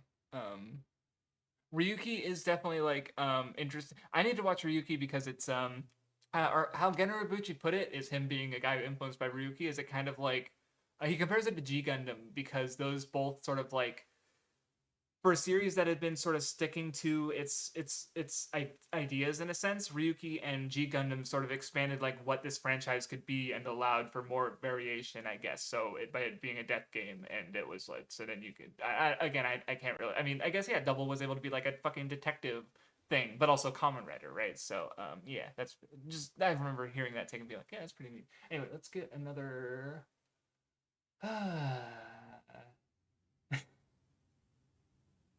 This one, um, I know exactly why I came up with this video idea in 2019. LineCon, an open letter to Anime Expo, basically just complaining about the lines and doing it as a video. I guess that's the niche as fuck topic and one that everybody understands. But I guess I would have given that a voice, I suppose. But oh, I do have it. The crazy character designs of One Piece. No, I thought I did a whole script of it. Huh. Maybe this was later after I did that whole partial script, and then I still wanted to talk about it, but I didn't. Oh yeah, there's what am I talking about? Oh yeah, so I did want to talk about because people say oh this character looks like Nami, and I do agree, especially for like Vivi and Rebecca. I agree, but I think a lot of the times they say that they're not actually like looking very closely. Like people say Ginny in the Kuma flashback looks like Nami, and I'm like, have you seen Nami lately? They don't look alike at all. So that was one thing. I basically yeah, using the idea of character designs in One Piece less to just praise Oda, but more just talk about a number of topics relating around it. Um, let's see. Um, what? Yeah, because there's and oh yeah, also like people say like oh he uses the same body type for females where it's like yeah, he absolutely has tendencies, but then if you look at like I don't know because it's like these are the characters who get the most like screen time, but then if you look at like Amazon Lily or Whole Cake Island, it's like he can do a lot of variety, but he doesn't for the popular characters. So I don't know, just using that as a way like a means to talk about a different a bunch of different ideas regarding like character designs in One Piece, and especially female characters, I guess. Anyway. Oh yeah, that's right, Dragon Knight. I forgot about that. Which I also remember because the one of the writer I think or one of the creators has actually like openly advocated for people pirating that show because they refuse to release it, DVDs of it. So it's literally only watchable like because of fan preservation, basically. But anyway, oh, this is the wrong one. Oh, this one I'm kind of. What? Oh no, this is not a good faith video. No, I came up with this idea in 2016. When did I? Hold on, I need to check a date. See, one thing I'm glad about using because with my animus and stuff, I it's a little shaky, but before a certain point. But I do have the dates I've watched everything included, so you can actually like if you're curious about like when I only for starting stuff, so not finishing stuff. So yeah, like so I started ReZero for real. I did like back in 2016. I started like the first like I watched like less than a minute of it, but I did download that first episode a couple times, and I just was not interested in watching it. So I really started ReZero in December of 2019. So 5 years ago. Damn, I watched ReZero 5 years ago. It was that long. Oh God. Oh, excuse me. But the reason I say that because this video idea, ReZero analysis. I'm just gonna read out what I. Sorry, I heard noises from outside. Watch the show near my birthday and analyze it vlog style.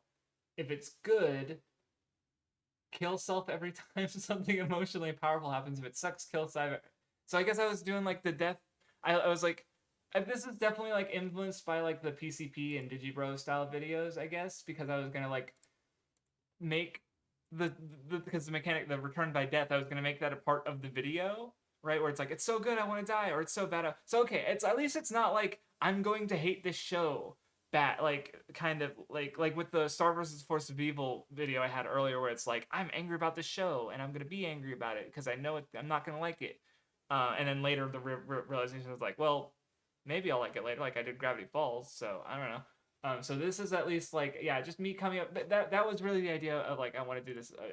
Was like why I want to do this with the to use the return back, but in a like angry video game nerd style like vlog review of it for every episode. That's dated even in 2016. What am I thinking?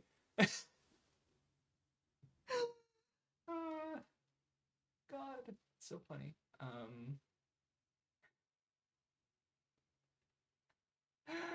Oh God, why? Anyway, um, let's see. This one is an interesting video. I feel like I would do it if I did play through all the Fire Emblem games, maybe.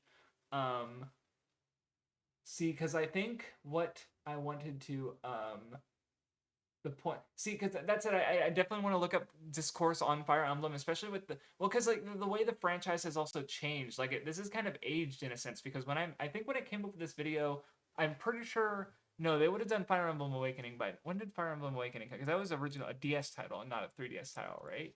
Um, so I was probably a little out of the loop when it comes to the Fire Emblem Awakening. 2012, yeah, this game had been out for like 4 years, and that was like the revival of Fire Emblem. But my discourse brain was still like um, little bit back like dated, I guess, because I was mostly remembering discussion on Fire Emblem from like the Game Boy Advance games. Mostly because of it has the permadeath, and I remember that kind of kept me away in a sense because I was very perfectionist at the time, and I think that kind of kept me out of Fire Emblem in a sense because like I never beat any of the I've never beaten a fire. I think I've only played the 7 and 8, the Sacred Stones, and the one that was untitled in English but has a name in Japanese that I can't remember off the top of my head. Since then I have played Three Houses after this video idea, but so just giving a sense of where I was. But basically, I guess the idea I wanted to try and get into it again, but get into the video because of like, well, I guess one thing I'm looking at is like I was also thinking about it because I was like watching Nuzlocke because I remember Ben Saint did some Nuzlocke, and I mean I don't remember Whistler the Poliwhirl anymore, but I note it like I was talking. Okay, that's right. So Ben Saint did a Nuzlocke alongside Mumkey Jones where they played through Sun and Moon. And I remember it was really what they did some really neat things, but like I have a description here about him having Whistler the Poliwhirl subtly betray him by missing hypnosis in a clutch moment. And there was a very good plot line they did where what happened is because so Mumkey Jones he lost his Nuzlocke in I think against the Mimikyu in the Ghost Trial in Sun and Moon. And so I remember he was like, "What? Oh, I guess I lost," and then it's just over. Where Ben Saint was building up a storyline because like one of the first Pokemon he lost was Ghastly, and so after he beat his Nuzlocke, he did a duel against Mumkey, who Mumkey had basically created a team out of Ben Saint's dead Pokemon, including that's right, they had a rule where after the gym battles they'd battle each other, and or after certain points they'd battle each other. And what would happen is the winner got to kill one of the other person's Pokemon. So Mumkey won like one of the first ones they did and killed his starter, Goose, I think. So Mumkey actually had a Decidueye in the last the battle because it was Goose. So it's just I don't know. They just did a really cool narrative thing, and I just remember there were some other neat things about that. So I want to talk about. So the reason I bring that up is because that's the kind of storytelling that's purely brought about through like partly the creator of the Nuzlocke and their ability to ad lib off of what's happening and create a narrative around the Nuzlocke basically. In this case, you had the two people and them doing a really neat collaborative thing for it. And he had some other ones that I watched at the time, but what I was like, the idea would be to play Fire Emblem and try to get into it in the sense of like because I think that perfectionist attitude of like not losing characters, right? Because I literally couldn't get through maps because I couldn't get through it without anyone dying because I wasn't good enough at the game. And where I feel like in my head, like I want, like there's, that was the connection I made, was like Nuzlocke are kind of doing artificially what Fire Emblem might have been trying to do naturally back in the day, where it's like you have that storytelling moment of like losing like one of these characters in a clutch moment, and now you think about that character differently through the emergent sort of gameplay. But obviously now the franchise has moved beyond that, so I don't know what people have been talking about regards to the permadeath in Fire Emblem and this franchise moving away with that, or if people even really like that mechanic at all. But I do wonder. That was just more of like, am I playing this game wrong? I like, by resetting every time a character dies, and because the title, that's what the title is like, you're playing Fire Emblem wrong, and the idea would have been me, yeah, challenging that, I guess, by looking at that myself and trying to finish the fucking games. But now the franchise is way longer, and there's way more games now, and it's changed a lot since the permadeath stuff. So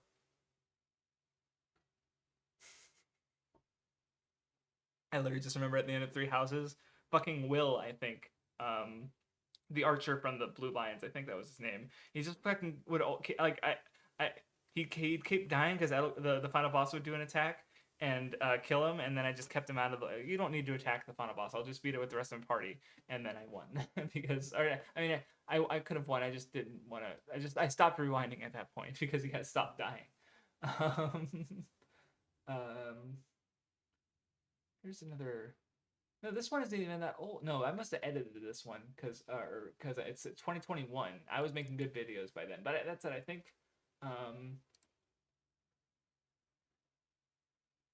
Oh no, I think my edition was just like me trying to be careful about making. So anyway, the video idea was basically me talking about why I like the first Pikmin more. Um, and I think because I. Again, I would need to play. I might not even agree, but I just generally remember that people tend to like Pikmin 2 much better. Maybe not much better, but they like it more. And one of the arguments, for example, being that it has more, just more content. It's just a longer game, right? But I remember when last time I played it, one of the reasons I sort of took issue with it was because I think pacing, basically, which is also a similar reason why I might like the first Spelunky a little bit better, first Spelunky HD, better than Spelunky 2. Because, like, Spelunky, you boot up the game, and you play it for, like, an hour or two, and you finish a run, and you can play it again, or you could not. Binding of Isaac, you boot it up, you play it for not even an hour, and you finish a run, and you're done. Spelunky 2, you can keep playing it. So basically, like, let's put it this way. So Spelunky has, the Spelunky 1 HD has the forest, the mines, the forest, the ice caves, the temple, and then optionally it has hell. So it has five levels with four floors each. Spelunky 2 is roughly the same length, unless you, well, because that thing, going to hell is like, this is the hard mode, and it's just doing like some extra things, and it's part of the challenge because you also get more money and get higher score. With Spelunky 2, the hard mode goes through like roughly the same amount of areas, and then you go through the Cosmic Ocean, which is 99 floors. And I think so it's just like, I don't even want to go for it except for as the challenge, because like, and that it's like playing Binding of Isaac and not wanting to go to the chest, right? But it's like that you get more items, you get cooler stuff, and it's like. I remember like having a bit of a chip on my shoulder, not chip on my shoulder, but just like the common consensus seems to be that Pikmin 2 is the best one. But then I like when I was thinking about why it didn't click with me, it's like, because yeah, Pikmin 1 has that good gameplay loop of like, you go in, you have 15 minutes, do whatever you can, then you leave, and then you can stop, you can play another day.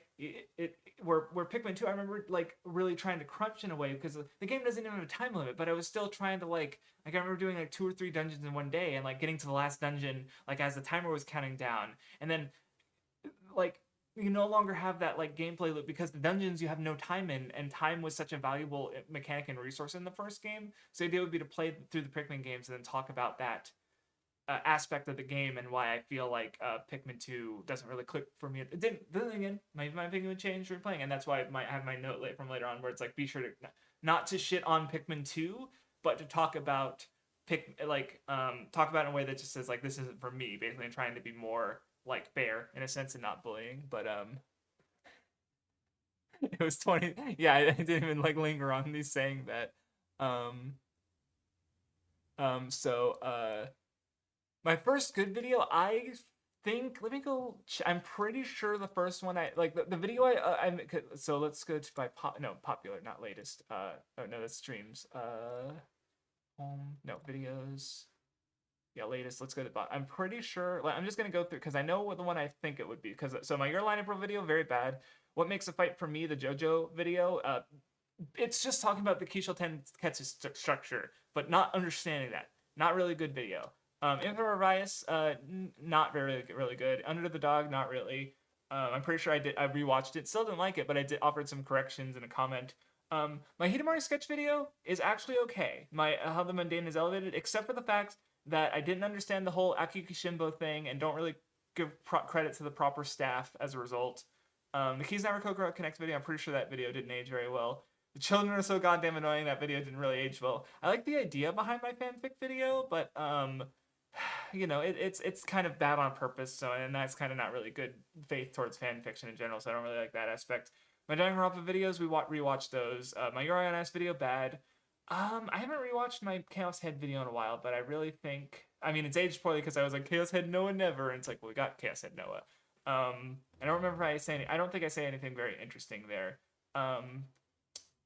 Let's skip ahead a bit, because I think, yeah, like, if these videos aren't aged or have problems, like, which most of them do, I think the Maiden Abyss Naked Lonely video isn't too bad, I don't think. I think the first one that I really think is like good in that I really think people should go back and watch it if it's like relevant to what the Danganronpa V3 video. I think that video is really like, this is the kind of video I want to do going forward. So even if like obviously I could do that video better, I don't really feel the need to, because I think that one was good enough basically. Where everything before then is really just like not super worthwhile or could be better, could be improved on massively. Yeah, I'm looking and it's like, yeah, every single video before that I have, and not that every video after that one is perfect, but by any means, but I just think that like that the Danganronpa V30 just feels like a turning point. And sure enough, what I did like 6 videos later, my Sasuke video, which is, you know, yeah, there it is. So oh, the chaos. Yes, you mean the old one, right? Because I think it was a bit more focused. I did the Chaos Head Chaos Child comparison, which I haven't watched that video in so long. God, where I think the Under the Silent Sky, the Chaos Child analysis, I think that one is, I liked it, and I think I still like it, and I think it's also like still like I've seen it, you know, apparently it's somewhat popular with the Chaos with the Science Side AV community, or at least it was at a point. But I don't remember the Chaos. What I mostly remember about I vaguely remember my main point in the Chaos Head Child comparison because I'm just comparing the delusion triggers. But I also remember taking fucking forever to Photoshop that because I put Takumi and Takaru back to back, and it took me fucking forever to Photoshop that because of just the fucking pen tool is like scritch Takumi out of the who was behind another character or something. It was a fucking mess. So the good video is the first one you watched. Yeah, you didn't watch the Terrariad first. You win. No, actually, yes, even the Beyond Blood video, I think I could have done better. Even though I still think that one holds up in a few ways, and it would that one you could argue is my first good video, I think. But I just have I still think it could have been better. Even though I do the Beyond Blood video, that one is probably more of a turning point, actually, come to think of it, because that one was just like, here's me talking about this thing, really getting at what I think is good about it, and the whole Kick Out arc specifically, and just framing that in the scope of One Piece in general, and the response was really good, and until he took it down, fuck, because I fucked up the editing and made the clip too long, and yeah, Sasuke videos, that's all, and it's also, yeah, really good. And yeah, right, because I guess, yeah, both the Chaos Head videos would be dated now because of Noah, I forget, anyway, let's go back. So yeah, do I have any other points about Pikmin 2 that I wanted to talk about? Why am I talking about Dark Souls? What? Hold on. What?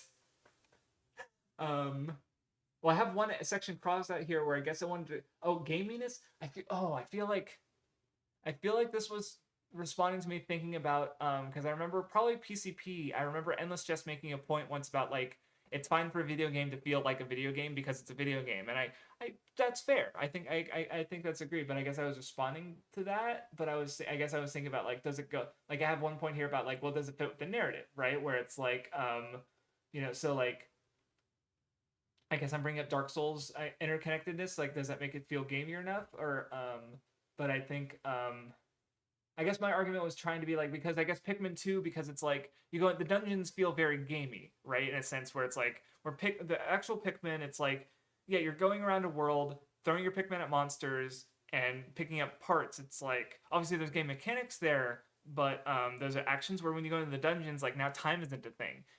Because I guess underground time just stops, right? And they're like floating over abyss, so they don't really fit a world anymore. Like it's no longer a piece of the environment. It's now an abstract space, right? So in a way, so I guess like for me, I guess my argument was trying to be like that it's not that the gaminess is bad. It's that the gaminess kind of takes away from me what part of the appeal of Pikmin was. Maybe again, I haven't played this games in like fucking 15, 20 years.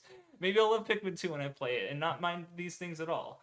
But I don't know. I definitely had a strong opinion about Pikmin 1. And guess what? I played Pikmin 1 and as an early GameCube title and liked it a lot, and played Pikmin 2 later and didn't like it as much. Wow, it's almost like I have a bias here.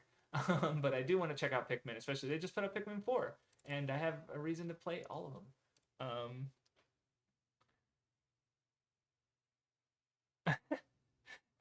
I don't remember that Chaos Child is going to overshadow Chaos Head. I don't remember that very well. Hi, Titania. Oh, thank you. I just remembered. I've been meaning to, because a while. I don't know if you're still interested. I just remember giving you a link a couple weeks ago for learning Japanese through immersion. And I realized I sent the wrong one, so I'm just gonna send the right one. I almost reached. I usually keep my water bottle here, but I like having my camera there. So now my water's. So I was like trying to reach for my water, and it's like I'm gonna grab my chat, I guess. So anyway, no longer have a bone to pick up Pikmin. I'm probably not, because again, every time I have a make video, I'm thinking it's like, because now I remember, I think it was like 2019 was when YouTubers just blew up, where everyone has a channel and everyone's uploading stuff now, which wasn't the case in 2016, 2017. So, so a lot of my ideas were like, I'm gonna be the one to talk about this, but now I have to like look up everything and be like, okay, I want to make a video on Pikmin. Who else has made a video on Pikmin? Oh, this guy made a video on Pikmin. Okay, I'll watch that. Oh, nope, they didn't say what I want to say. Oh, this guy made a video on Pikmin. Oh, I guess I'll watch that. This one didn't want to say. So I gotta check though, because especially maybe my 8-year-old thoughts aren't as interesting as I think they are.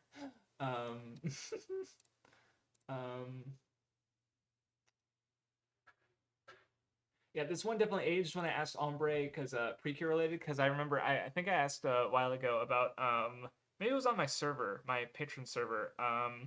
Because I was asking about what seemed to be the most disliked seasons of Precure.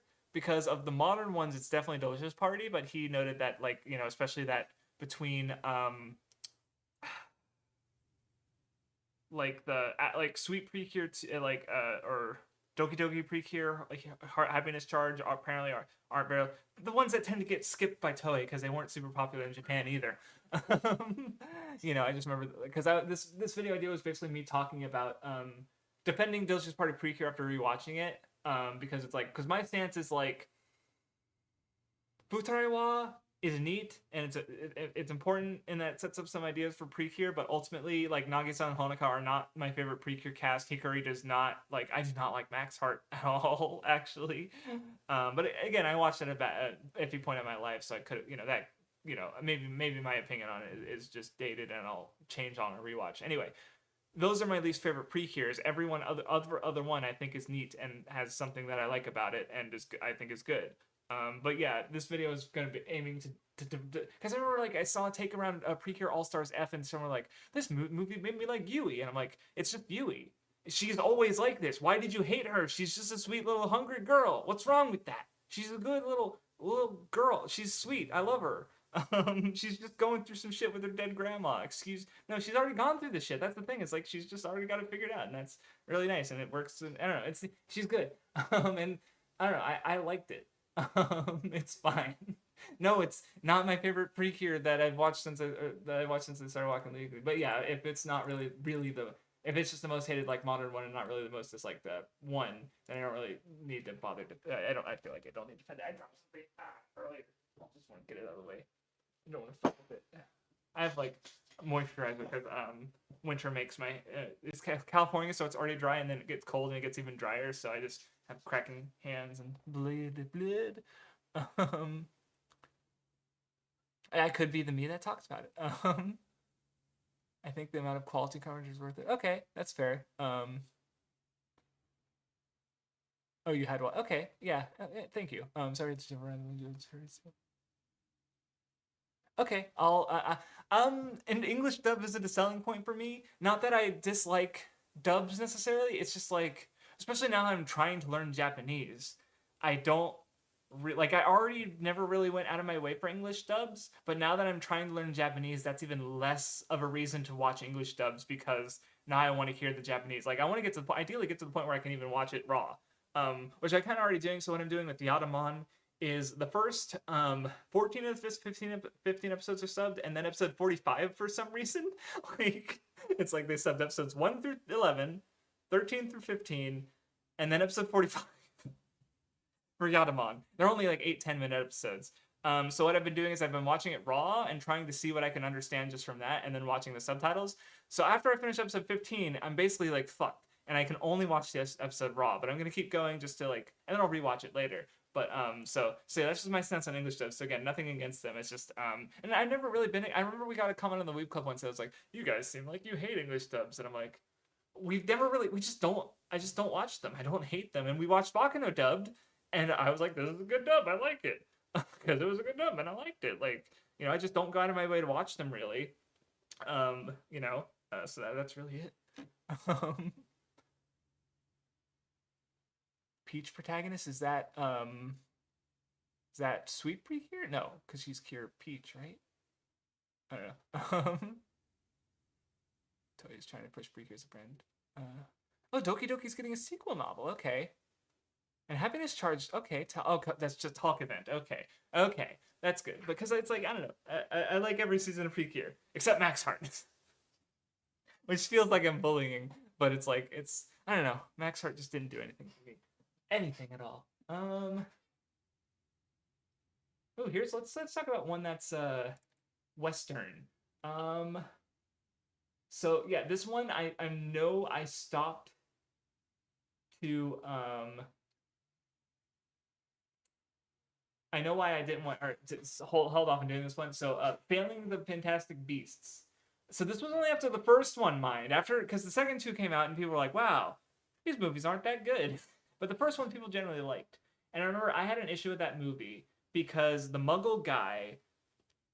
Okay, in general, so at the end of the movie, he was made to forget all the magic shit, and he accepts it willingly because he was like, I forget exact reasoning, but he like had a good time with it. But it's like, yeah, it needs to happen because wizards are fucking wizards, whatever. Max Heart is the second one. It's a sequel to Futariwa, so like Futaro is fine. I think it just needs, especially like it does curious everything. I guess the retroactively the biggest issue I have with Futariwa is that like obviously it has stuff that's unique to itself, but most of what I like about it is just kind of like taken in Splash Star and done in a way I like more. It has Michiru and Kaoru. I love them. Michiru, they're just Kiria but split into two and made into girls. I can't say cute girls. They're not really that cute, but they got a gap. I don't know. I guess they're later, but I love them. They're like some of my favorite Precure characters. Like Kiria's fine. Like it's really just that they have dynamics with people. Like Kiria has a dynamic with Honoka. That's like it, and that's fine. And I like Kiria was one of my favorite parts of Futariwa. But Michiru and Kaoru, they have like they themselves are basically Kiria split into two, so that they can have conversations with each other and have that introspection verbalized in a way that like with Kiria it would have to be like an internal monologue, I guess. But then like fucking Kaoru and Saki's little sister, like her being like a big sister too. Oh my, it's so good. It's so good. It's so like having a dynamic with someone who isn't one of the Precures. It's just I don't know. It adds a lot to the character, and like most of what I like about Otona Precure 23 is the Michiru and Kaoru being really good. They're great. I love them. Okay. Magi Ranger Head. Oh, okay. Oh, I didn't know that they had the Sailor Moon characters. I don't need. But anyway, so Fantastic Beasts. I think my issue with the movie was basically because the point. I remember there's the climax because um, Newt's whole thing is that he wants people to understand the beasts because they're not monsters. They're animals, and if we understand them, we can live with them and not kill them. And the climax of the movie was like there was the kid, the who had magic, and he wasn't being understood, and so they were just gonna kill. The Ministry was just gonna fucking kill him, and Newt's like, no, don't kill him, and he uses the monster, the beast, to not kill him. So there's this idea of like knowledge being spread as being important, and my connection that I made was how this kind of doesn't really work with the world of Harry Potter because like the movie ends with the Muggle guy forgetting he's not allowed to have this knowledge, right? So there's like this divide between knowledge that is good and everyone should know and knowledge that Muggles shouldn't know because we're gonna be in fucking danger if they know about it. Which is maybe fair, but I remember it just felt like a little like, this is a contradiction that needs to be unwound. I felt like, and especially like because the reason I didn't do the video is because there was supposed to be 5 more Fantastic Beasts movies. There's still 2 more that I didn't see. I did see Monkey Jones on his movie podcast he did with a friend discussing one of them and mentioning how the Ministry is like these guys are fucking evil. And I remember and like thinking about that now, it's like, well, if they're the like I don't know because it's like I can imagine a hypothetical Fantastic Beasts septology, sextology. I don't know if I want to say that word too much. Septology is 7, and there were supposed to be 6 of them, I think. Because I was like, imagine if the storyline with Newt Scamander ends, and then I think Rolf Scamander is like his son or grandson, because he marries Luna Lovegood. So hypothetically, what if like they were to do Fantastic Beasts movie that it was after Deathly Hollows and explore again, like going back to the theme of the first movie with knowledge, and it's like maybe they find a way to try it, like because Hermione was doing a lot of work apparently as minister after the books that J.K. Rowling talked about and didn't actually fucking write in the books of her as the minister of magic, helping wizards understand Muggles better because she's a Muggle born, so she's able to bring this understanding of Muggles to as the systemic head of the wizarding world, right? Like there's a fanfic in my head of a hypothetical like coming like the wizarding world coming out that's a phrase to Muggles and finding a way to work together and not be exploited, and also but like that, which is like a whole thing that would be massive and to explore. And I remember thinking like, well, Fantastic Beasts probably isn't going to do that, but what if it did?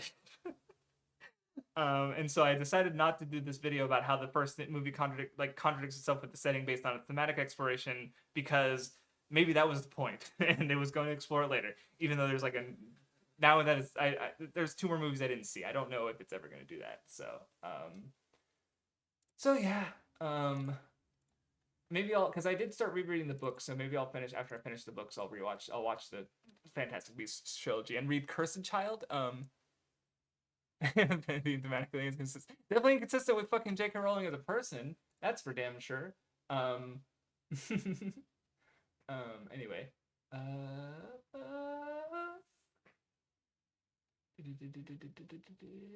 What's another one? This one I am doing. I have Nami analysis written here. I just don't because I want to do the birthday video. Yeah. Oh, see this. I wrote this in the same context of Frankie analysis earlier, where it's like this was before I came up with the idea of 2018. Before I came up with the idea of doing birthday videos, so I was more just like I want to talk about these characters, and but now it's like I'm already doing the birthday video, so I don't really need to do Nami analysis. I just need to do a Nami birthday video. I have an idea of what I'm going to talk about for that, but I just need to figure it out. This one's topical. I need to hold on. Let me. Yeah, Japanese Santa. I guess the idea would be to talk about different cases, like how Santa is treated in like Japanese culture and media. Because obviously, I think there's a level of like de-Christianification of like how I'd have to obviously look at how the actual holiday is treated as well. Like this is an old video. I feel like I know a little bit more about this. No, this was 2023. This was last year. This is Christmas last year. I came up with this video. Oh, Fantastic Beasts is so bad, unfortunately. Yeah, I've only the first one was like 5 or I think I gave it like a 4 or 5 out of 10. Like it was fine, but I had problems with it, like I mentioned. But because yeah, I guess what are some things? That's right. So the author of Seven Deadly Sins and Hiro Mashima did like a one-shot exchange But I remember how they did it was really neat because Hiro Mashima drew the Seven Deadly Sins characters, and the author of Seven Deadly Sins drew the fairy tale characters. And I remember this. No, no, no, no, no, no, no, no. No, I think I'm getting mixed up. Maybe no, I think actually I got mixed up. It was actually the author of Seven Deadly Sins. I read a one shot of his. No, Hiro Mashima did a fuck. Maybe they did I'm just getting super mixed up. Father of Ultraman is Santa, right? Yes. No, but Mashima definitely did a one shot that was Santa themed, in some way that I don't remember, but I feel like maybe Santa came up in the crossover like Fairy Tail Seven Deadly Sins one shot. Um, but then the other one I have that recently got an anime adaptation is Sanda, which is the Parui Dagaki superhero manga where the kid finds out that he's Santa Claus and he could turn into Santa Claus. And his superpowers relative to the fact that kids can't lie in front of him because he knows if you're naughty or nice.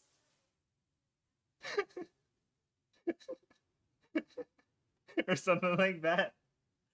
Oh God. I haven't thought about Sanda in a long time. And then yeah, Precure episodes they always have the wonderful Precure episode was funny because it's like they're not even like it's not even the plot of the episode. Helping Santa isn't the plot of the episode. Like the plot of the episode is happens, and then like over halfway through, like they come down, it's like, hey, we're helping Santa. Like it's just a given. They don't need to explain. Yeah, we're helping Santa in this episode. The plot of this episode is that we're helping Santa. It's like no, it's just inferred that it was going to happen anyway. So it's just like it's like it kind of comes up in the last like third of the episode. It's just like yeah, we're helping Santa. Okay, let's go. It's so funny. And I guess I was gonna compare it to like Western depictions, like because I feel like I don't know. I guess the idea I would make is about how like the Santa Claus with Tim Allen or what was that one Arthur Christmas I think where there's like a family of Santas or Claus. I'm thinking no, I don't think I'm thinking about Claus. I think about the one it was like I just remember there was like secret agent elves delivering presents or something like that. Like it's almost more like corporate. I don't know, just comparing like tropes in Western versus tropes in Eastern fiction. I guess was the idea. I ain't doing that. That's too much fucking work for a goofy fucking holiday video. Too much fucking work. If I'm gonna do a lot of work for a video, I mean maybe it would be interesting, but it's like, oh, Santa making Santa different. Yeah. It's funny with Precure because like with Kamen Rider, I think about this at sometimes. Because with Kamen Rider and Super Sentai, it's like they're all in the same world, but they aren't in the same world. Like I feel like Kamen Rider, I just watched Geats versus Tycoon, no Tycoon versus Meet Shinobi, and they were just like they specifically like the world of Geats, and then he gets warped into the world of Shinobi. But then also like you'll be watching Kamen Rider build, and Lucky from Cube Ranger will just be like, "Hey, what's going on? I'm in the wrong show. We're advertising my show." And then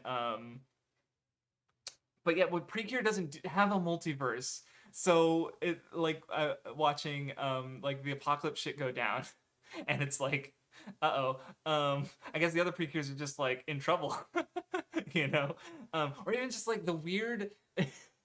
So in Hugto Precure in the crossover episodes, the a la mode characters are aged up because there's a time skip in their last episode, and so they're adults, and they get aged down for the crossover. And same happens for I think the Mahosekai characters. They also get but they're like aged down like a year or so. But then the other Precure characters later show up, but they're not aged down. But then in the later crossover stuff, they just ignore it completely. Like in the Star Twinkle Hugto a la mode crossover, that just the portal opens up and the a la mode and Hugto characters fall out, and the a la mode characters don't have to be aged down anymore, and the Hugto characters aren't split up like they were at the end of Climax. So it's just don't think about it. Just don't think about continuity with any of these fucking franchises, or your brain will break. It doesn't work. It just doesn't work at all. Like I remember people trying to justify or argue like this Dragon Ball movie takes place here. And it's like, no, just don't think about it. Just don't think about it. Just don't think about it. Just don't think. It doesn't. No. Yeah, the other comrade. Or I always made a joke about that even in the we were watching Moon Knight, and there's so minor spoilers for MCU Moon Knight is there's a kaiju battle in Egypt about, over the pyramids. And I just made a joke with my friends like the portal opens up and Doctor Strange goes and like what the fuck's going on over here? Like or Eternals the fucking the hand fucking comes up that there's a gigantic hand in the ocean and no movie has brought it up since Eternals. There's a giant fucking dead celestial just sitting in the baby celestial that was hatching from the earth that's still in the ocean. It's huge. It's a new landmass, and they just haven't brought it up since. And yeah, Ultraman does bring it up more. It's just really funny to think about it and how fucking fucked it is. Uh, hmm. Anyway, um, these are all what is this? Okay, see, I didn't even watch the show. I just thinking, oh, Ultraman. I have an Ultraman video here. Um, I guess I was just gonna talk about like because I've seen the okay that's the connect I haven't okay because there's the Ultraman I think it's called which is it's a manga adapted to CG anime that was Netflix distributed or Netflix original I don't remember um but I never saw it so everything I say here is like under like I didn't see this show but I did think because it's basically like from what I saw from I did see a trailer of it and it's basically adapting Ultraman as a whole franchise, but in a new setting where it's like they're still dealing with aliens, but instead of turning into kaiju and or turning into giants and fighting kaiju, it's more like an Ultraman power, Iron Man powered suit thing. And I remember, I guess the point of this video is because like with the conflict of the first Ultraman, you have Ide, sort of like he's coming up with scientific advancements throughout the series that continue to fail against the monsters until the last episode where Ultraman is fighting Baltan. He gets his ass beat, and then Ide's tech saves the day because Ultraman sort of worked to protect humanity so that it could stand on its own 2 feet in this galactic community. And, and I guess like so I was talking about the idea of the Ultraman in that context of just like which it probably deals with in some capacity where it's just like the idea of like if he's using a super powered suit and not an alien from this far off nebula, right? Then it's like it's iterating on Ultraman by using that idea. So that was the connection I made. But and I was gonna I guess analyze the show from that capacity. And then I never watched the show. Why am I like this? Anyway, see now there I'm just keep seeing stuff. It's like we kind of talked about that before. We kind of talked about this before. This is a recent idea. I came up with this year and decided not to do it. So I'll see. Oh, that's right. They're the Star Ultraman. I forgot about that one. I did think about that earlier. The like, oh yeah, there was an animated Ultraman. Oh, Zeton, thank you. I got fuck fake Ultraman fan here. Whoops. Thank you for your correction. I haven't seen Ultraman in like 8 years. Give me not that long, but a long time. Oh, I can just check. Ultraman. Edit. I haven't seen it since 2018. I watched it in a month, October 2018. So it's been a minute. Why did I watch it again? Because that was before I did my Toku video. You just read the manga. Yeah, okay. Okay. The only issue with that is just like how much is translated. Like I think One Outs is still not fully the manga's fucking because Baka Updates used to be a really good site for checking manga releases. Before I used Mihan and Tachiyomi for ongoing manga. I would use Baka manga updates or Baka updates, whatever you call it. It lied to me recently, so now I can't even trust it with what it's fucking supposed to do. But yeah, One Outs hasn't gotten a new chapter in like 2 years translated. So it's like because the original like you can watch One Outs and then read One Outs, but you can't read One Outs. You can only like you have to watch the anime because some of it's no longer translated. Also the case for Love Lab. The difference is that manga updates says that Love Lab is completely scanlated. Yes, and One Outs it says no. but it's wrong because there's still like 2 or 3 volumes, 3 or 4 volumes of Love Lab that aren't translated. And I'm mad about that because I saw it was scanned. I was like, yay, I can finally read Love Lab, and I was prepared to do it. And I looked into it, and it's on couldn't find fucking 3 of the volumes that aren't translated because they're not. Mad. So anyway, um.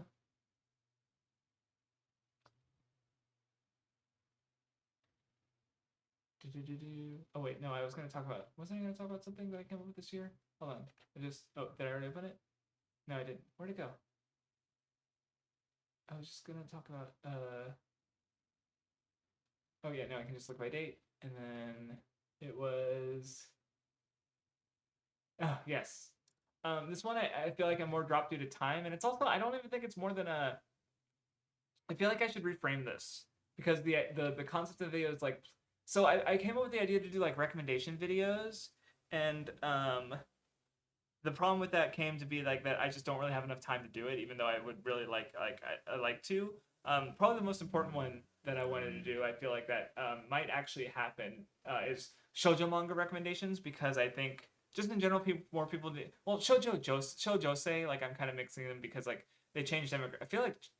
I feel like they changed magazines more often in my anecdotal experience than I'm used to with, which makes sense because Shonen is kind of like so popular that it's more stable in a sense. But like Kageki Shoujo, it's like, well, do we count it as shoujo because it has 2 or 3 volumes in a shoujo magazine before it moved on to do like 11 volumes in a seinen magazine? Like, it's just a seinen magazine at that point, right? Even though it didn't change stylistically or anything. Like nothing about it changed. It's still Kageki Shoujo. It still was in. I don't know. It's like demographic really doesn't matter, but a lot of people care about it way too much.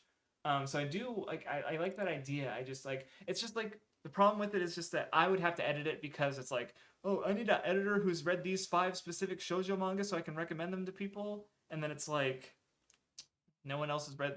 Like I don't have an editor on hand who's like I have editors on hand who've gone through One Piece and Bleach. Like Funky did my One Piece Bleach video. He's gone through One Piece and Bleach. That was easy, you know. I don't think he's read like Seven Seeds, Shonen of the Whales, Glass Mask, Ora Monogatari, Mars, Kimi no Todoke, Kageki Shoujo, Tokyo Babylon, X, Suiban Deka, RG Veda, Clover, and or Chihaya Furu. You know, which are all series that I like and would think. Well, I had to reread Clover, but it's like. But anyway, so yeah, I'm not doing that idea, unfortunately. Unfortunately, the other one that I'm probably not going to do is just well, I have it as reading. Please read non-jump shonen. And the idea of again, less being like I'm angry at people not reading these, and more like talking about using it as an excuse to kind of talk about slash recommend shonen that didn't air or that didn't run in Shonen Jump. In retrospect, how I should do it is instead it should be please read non-battle shonen as a way to kind of remind people that like, hey, just because we like using I'll catch myself doing it too, is I'll use the word shonen when I'm referring to battle shonen. Right? But it's like when it's like, that's Yotsuba. Well, is Yotsuba? I don't know. I'm looking at these and it's like, are these? Yeah, these are all like mostly about. But yeah, like now I'm even wondering like to what magazines did these show up in. So I don't even know. But yeah, I don't know. So yeah, I'm not gonna. I don't know. Like the idea was like excuse to talk about something that or like I guess yeah, that was the idea of it. Is like I went through this thing and I wanted an excuse to turn that into a video. But I think yeah, my method has changed in a sense. I say that even though I've like been working on the same videos for the past like half a year. But really it's like what I feel like the way I feel like my process has changed is that instead of like going through thing and making a video about it by happenstance, I think what I've been thinking about doing is more like wanting to go through a thing or go through a thing again and using a video as an excuse to do that. Like for example, a video that I've had in mind is I want to do a deep dive on Star Fox because Star Fox 64 is one of my favorite games ever, and I played basically all the games. I think, yeah, the only one I didn't finish was Star Fox Guard, and there have been a couple long videos. I did watch one like 2 hour Star Fox series analysis, um, that I thought was fine, and then another one came out since that I didn't watch, talking about how Star Fox Assault is good, and both of them sort of have the same point about how they feel like the franchise should be different, because it's like, yeah, so they did the original Star Fox. They did an iteration on it with Star Fox 2. Then they remade the original Star Fox with Star Fox 64, which they then would go on to remake twice in the form of Star Fox 64 3D and Star Fox Zero. So you have one, the one video they like Star Fox Command best, Star Fox Command the best, and then this other video like Star Fox Assault the best, because they were doing something different. They weren't just remaking Star Fox 64. I understand the sentiment. The problem with that is that, honestly, I don't like Star Fox Assault, or because Star Fox Assault has that really bad third-person shooter stuff that makes up like half of a fucking playthrough, despite only being 3 out of the 10 levels. Because the levels are so long and not very well designed, and the gameplay isn't really, the third-person shooter gameplay is kind of a fucking pain in the ass. And the issue with Star Fox Command is that the gameplay gets really easy, and for me, the joy came about like less dealing with the challenges this game throws at you, and more trying to deal with them as fast as possible, like mastering them basically. And even then, it's not fucking Devil May Cry, which again, I don't even really care for Devil May Cry that much, but I understand that appeal of it, of just like getting better at the game, and the game having enough depth to get into. So it's like they're saying like Star Fox should be less like Star Fox, the shoot 'em up stuff that it's been doing well enough. Because yeah, and it is very iterative and samey. I understand that, but like, also Star Fox Command and Star Fox Assault aren't like, I don't think they're that good. Like, I sure, if the franchise, do that but better. That sounds great. I just want them to be games like. Anyway, my point being is that I think Star Fox is interesting to talk about, and I have a lot of possible thoughts and some research I want to do. To the point that even before doing it, I'd watched Thunderbolts, because that was which is the puppeteer. Speaking of Ultraman, it uses puppeteers and similar effect, like Tokusatsu. Like it could be called a Western Tokusatsu, and it's important both for Tokusatsu, and it's also important for mecha, as I understand it. So that but like, anyway, but it was also influenced in Star Fox, so I want to go through that. Tron is another one that was an influence on Star Fox. I don't know why or how. I just remember saying Tron. Okay, in interviews I saw. Anyway, my point being is that like, I'm interested in Star Fox, and I would use this video again, instead of like playing through Star Fox and just having to want to make a video on it like what happened before. I'm trying to like go into something with the purpose of making a video on it, or like something I know I'll make a video on. So I don't know. Thunderbirds. That's what I was thinking of. Thunderbolts? No, Thunderbirds is the what's Thunderbolts? What the fuck? No, Hombre, what is Thunderbolts? Did you? No, okay, you deleted because you meant Thunderbird? Yeah, I said Thunderbolts and you said Thunderbolts. I was like, wait, I said it wrong. Hombre, what are you talking about? And it's like, no, you just followed off of my mistake. I'm sorry, that was my bad. Did I say Thunderbolts or did I say Thunderbirds? I'm pretty sure I said Thunderbolts when I meant Thunderbirds. Sorry, my bad. Pretty sure I have it downloaded. It's part of my like it might be a whole video, because if no one on YouTube has really talked about it or given it enough justice, because I remember like, especially Argon Bolt, he's done a lot of mecha videos, and I remember especially started thinking about it when he mentioned in his Big O video about how Thunderbirds was an inspiration on it. So it's just like, I keep hearing, and I looked it up, and it's like Ultraman and Evangelion, and it's like, keep showing up. But by the way, Gundam was also an influence on Star Fox, because that's why the R-Wings are blue and white. Because I think Miyamoto was even talking about, like, for a lot of the younger people working on Star Fox, they were influenced by Gundam, but he, being a bit older, was influenced by Thunderbirds, which is why if you look at the box art for Star Fox, they're like puppets. Like, he even want to do it like a Thunderbird style, like for adaptation, or Star Fox in the Thunderbird style of using the puppets and stuff, which is, I don't know, it's just really neat, and it never happened, unfortunately. So I don't know, neat stuff I found out looking up but anyway, that is way off topic. I definitely want to 2.5 hours we've been streaming. I'll do a couple more videos though. Thoughts on Ultraman the Rising? I don't know what that is. Oh, it's is that what is, maybe that's the one I was thinking of the Ultraman. No, what is the fuck is the Rising?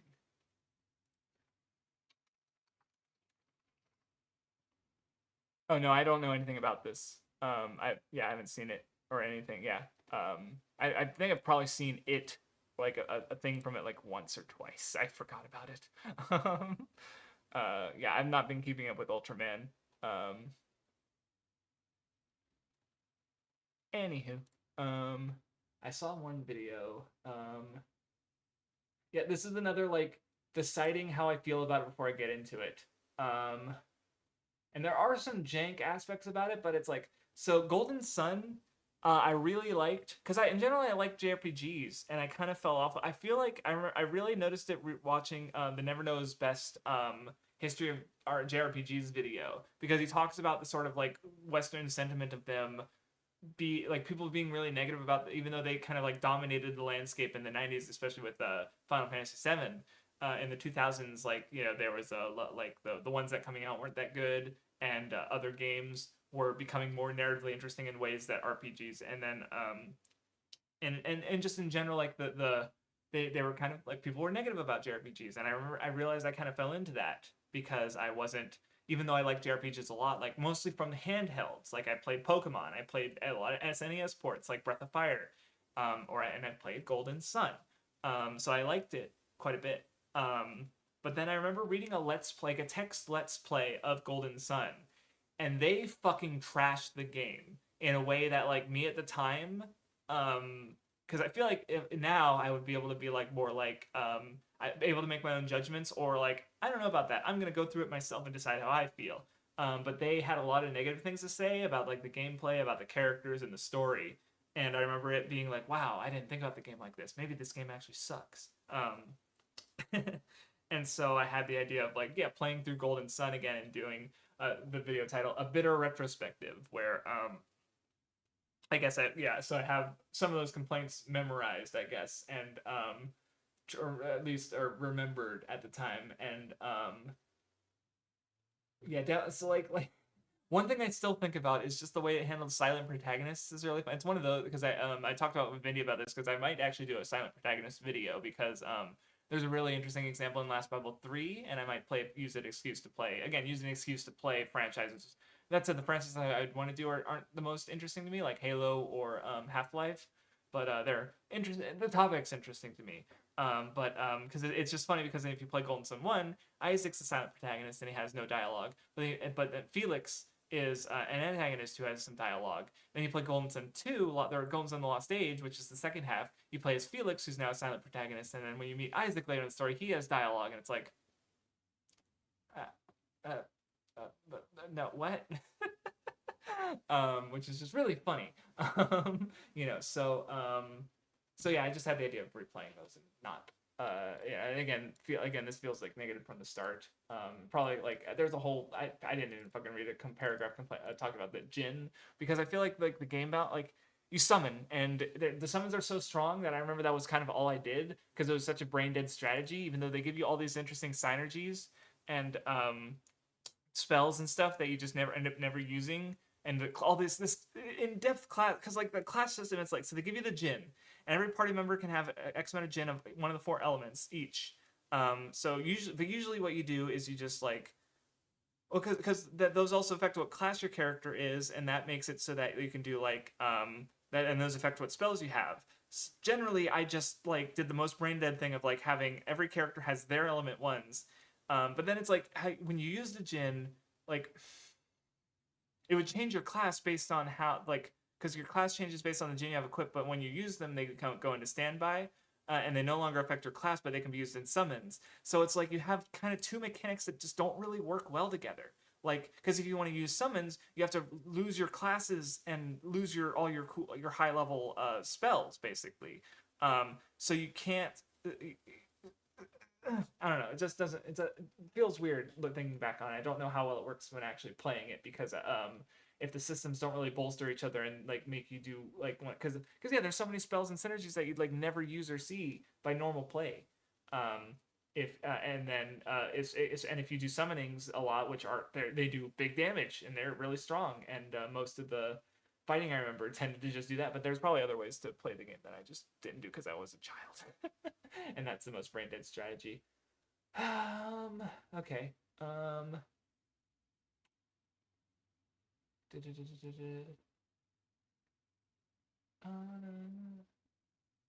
Oh, this one. This one I kind of like. Mm, maybe not my examples. But it was, I guess, generally I was going to talk about game difficulty. Um, and specifically the ways we talk about game difficulty, because obviously the meme with like I mostly remember from back in the day on 4chan. I'm sure it's still used in some capacity, but get good, which I like for Dark Souls, and I specifically remember one discussion on 4chan for Metal Gear, because I was playing Metal Gear Rising Revengeance. Still the only Metal Gear game I've played. I should fix that one day. And the issue with that, I remember, because so basically when there's quick time events in the game, like sometimes sometimes you'll have to press a button at the right time or whatever. But then there's one specifically, like when you get hit by a big attack right and get stunned, and you're supposed to like wiggle the control sticks in a certain way. Like that's what the image shows. The problem is that it's not really clear what you're supposed to do at all. In that, like, do you rotate them? Do you just wiggle them around back and forth? Like, does this if because it just never felt really consistent with regards to like working in regards to getting yourself unstunned quicker. Like it felt random. I remember seeing a discussion on that on 4chan. I remember one person was like trying to explain that basically, but the only responses they were getting were like, "Get good, just don't get hit, and you won't have to run into this." Like, there's a fundamental there's a problem here with this mechanic and readability, right? Where it's like, you if you get hit and you get stunned, you want how do you get out of it? It's like, well, sometimes going really too fast doesn't seem like it's help like to get you out of the condition enough, but obviously too slow doesn't help. Like I remember running inside myself, so I kind of more empathized with the guy, trying to explain this issue, but they never got like. I felt like the get good just kind of shut down the discussion, right? Like we're trying to have if you're trying to have a discussion on like game mechanics or difficulty in games, or artificial difficulty is another one, right? Where it's like, which I guess the idea of like artificial difficulty is like yeah, like let's say you do a new game plus, right? And it's like, well, Oblivion would you could literally pause Oblivion and move the difficulty slider back and forth, and all it would do is just change the multiplier of like your damage and enemy health or something like that. So like you could literally just like um be fighting a bunch of guards and just turn it max, and they'd like hit you and you'd be high level taking lots of damage, and you just switch it back and you just smack them and they all instantly they get one punch man, they just blow them into pieces. Ridiculous. So it's like I can understand wanting to see like levels of difficulty in it being artificial in the sense that it's not really offering you more challenge in a sense, like it's just changing numbers. But then it depends on the game, because I feel like with RP, but then because like when people think of more difficult, it's like, well, using better AI, or like what are other ways, or Mario Kart on the Super Nintendo bothered me because it felt very unfair in that the CPUs have advantages that the players don't, right? So it's a game that like the balance is like it has the appearance of fairness and balance, but like because it's like, oh, you play a character and all the other characters you don't play, the NPCs do, but then how they don't get items in the same way. Like they get one item, and it's always a certain one based on what character is. I think some characters even get items that you can't get. But I remember like Mario and Luigi, like you kind of want to pick Mario and Luigi because they have the stars. So like, so basically the NPCs just have infinite stars. So it's like I did not have a good time with trying to beat that game. I tried, I really did. I got really mad and I didn't play it but I didn't finish it, but I tried. So I could see contexts in which we can say artificial difficulty but it's kind of like Mary Sue, where it's like it doesn't really mean anything. You have to explain it every time you use it. So yeah, I just remember like having a video idea where I want to talk about game difficulty, like also different like accessibility is another question, because like obviously like people will say like a game that's too hard, like Dark Souls isn't inaccessible, I don't think, because it's difficult. It's inaccessible because it kind of expects you to have a game literacy that you won't just get, like it doesn't teach you how to play itself except through like killing you, I guess. But when you die, it doesn't necessarily show you like the death doesn't, like, okay, you play Mario, you play Super Mario Brothers. There's a Goomba ahead of you. You run into the Goomba and you die. the only way to get around that Goomba is by jumping, and by doing that, you're shown that you show the develop like in order to get past that, you show the developers I understand how to use the main mechanic of the game.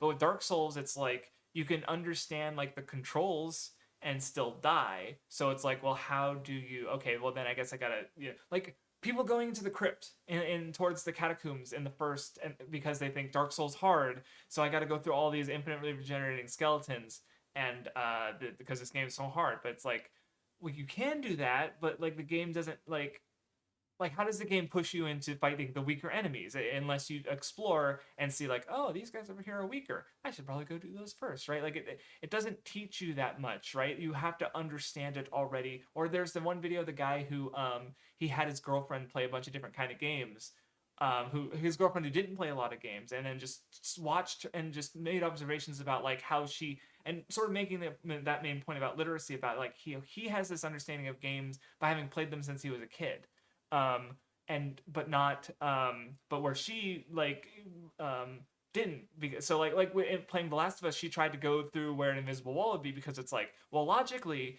my character should be able to step over that fallen tree and just go over there, because there's no noise over there. We're going to go into this noisy chaotic area. No, we're going to go where it's quiet over there. That just makes logical sense. But if you played games enough that you understand invisible walls, you understand level design, like you're not likely to like not say that you can't have. Black Myth Wukong is really bad about having instantly readable levels, and I ran into a lot of invisible walls. Let's just say that, or ran into areas where I thought it would be an invisible wall, because it's like, well, I don't know if I'm supposed to go over there. And I could go over there, and it's like, fuck you.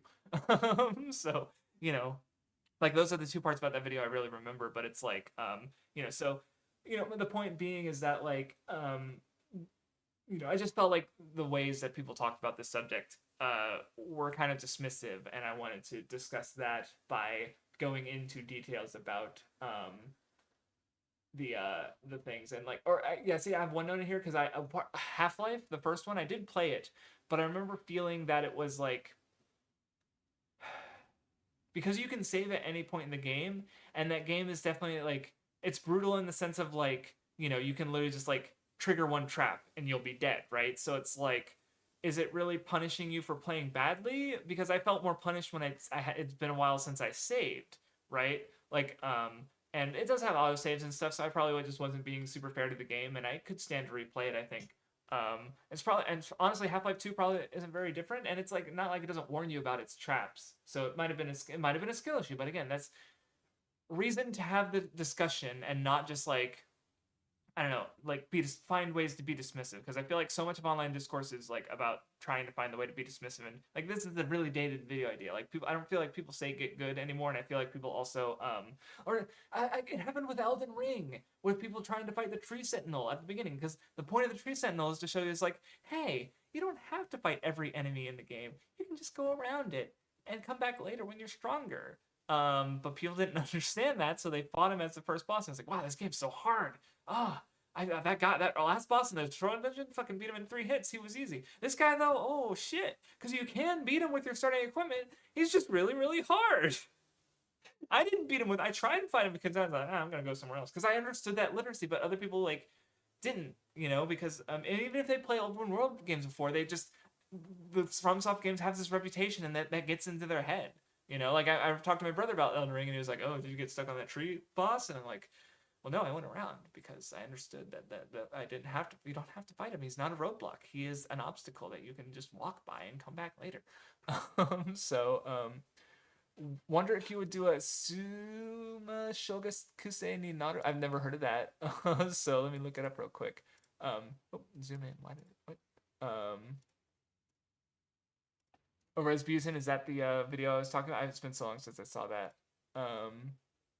Person being new games is pretty good. Oh, ooh, okay. So that's I'll write that down. Because that's definitely like, it's probably a case where it's like, I don't need to make this video anymore because it already exists.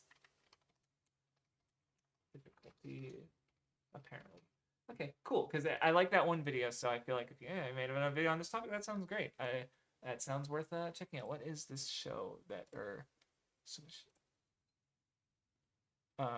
if my wife becomes an oh. Oh, okay. That's a premise.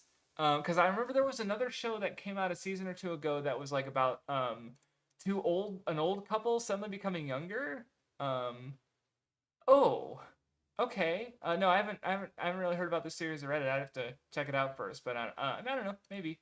Um, I'm definitely more receptive towards potential video ideas to patrons, which isn't like I mean, the problem right now is that just like my production speed isn't very fast because I've been working on the same videos for fucking ever. Like let me check real quick. So the ones I've been working on are the manga video. That one's in editing right now. It's being worked on. That's obvious. I'm still slowly like I haven't touched it in fucking month because I've been busy with work. I got a job recently. That's been a big issue.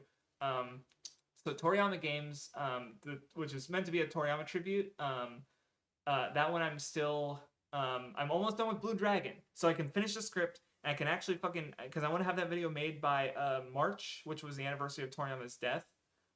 So I'm probably gonna focus on that one next. And then I've been working on a video on Persona and a video on Eden the East, which are sort of related topics. I've done a bunch of the research for those. I just need to play Persona 1 and 2, and replay Persona 1 Snow King Quest, play Persona 2 Eternal Punishment for the first time, and then put together that video. And then I need to watch a bunch of stuff, and maybe it'll be about Eden the East. Maybe I won't even feel like making it. I don't know. But I did ask one of my patrons actually said like I'm interested in these videos. I haven't written down so that after I finish my a video I can maybe start one of those. But it's like I just haven't finished enough videos to like start. I haven't started the newest of these videos that I started was probably the That's Obvious one or the Persona one. No, the Persona, yeah, because I played Persona this year. And Toriyama died early this year. Like I've been working on most of the manga. The manga video I wrote the script of that like 2 years ago, maybe three. Yeah, no, 2 years ago. And the Eden the East video I came up with because I watched it this year, and I might have to rewatch it if I still want to do a video on it. So it's like, yeah, a very depressing anime. Okay, okay, yeah. What are you doing? You guys, shut up, Dan. um, um, Okay. Let's do one more video idea and then call the stream. It's been almost 3 hours, and I do have work later. I wasn't expecting that, but they called me. And it's like, hey, we don't have anyone to close the store. Can you come and close the store? And it's like, fine. Okay. Okay. Um. So anyway, one more video idea. Let me move that to the bin of videos I'm really not doing, even though I might. Oh, yeah. Apparently.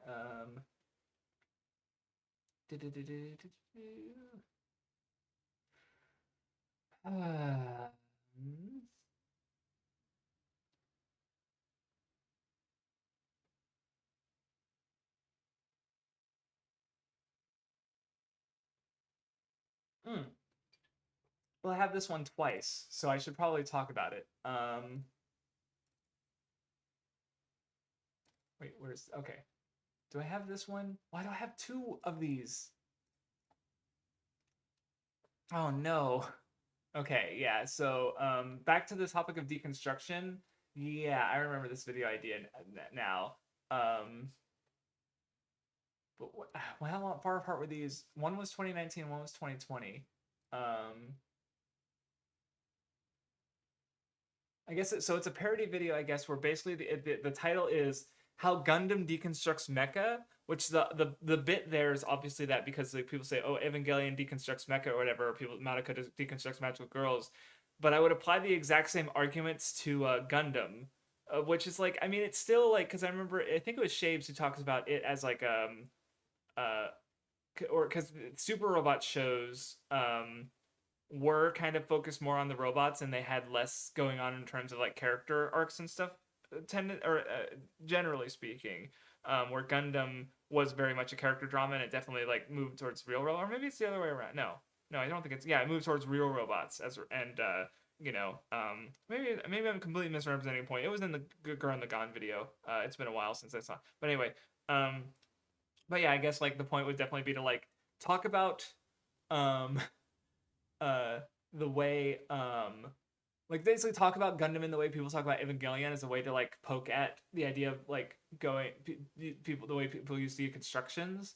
Um, oh, that's funny. Um, So I guess I had a joke in here where, like, because I was gonna be specifically reference other mech Gundam's better than other mecha, and the list of other mecha I have are One Piece, because Tactics they have the Oars fight, the Tactics 15 or Pirate Emperor or whatever it was. And then they have the I was that's the joke. So they have One Piece and then Shin One Piece, which I was gonna use General Frankie instead. Tiramisu, which was like a parody mecha thing from a few years ago. Sasuke and the Susanoo. Or I could probably Attack on Titan would have fit, even though I don't have it written here. Or what was it? Ratatouille. That would be that I don't know, that's kind of like where I was going with that bit. But yeah, basically like use it to make fun of. I was just using Gundam as a way to make fun of how people talk about deconstruction. I guess I don't need to do that video. It's whatever. I don't know why I have that video there twice. Or because this, I guess one was more going into deconstruction itself, and I don't know, whatever. I don't need. Well, not for me. Okay. But yeah, I'll I'll write down that, I'll keep that show up, or because there's a manga too. I don't know if the manga. I expect the manga's translated. Maybe I'll check it out one of these days. Who knows? There's no reason not to just throw recommendations on my endless backlog pile.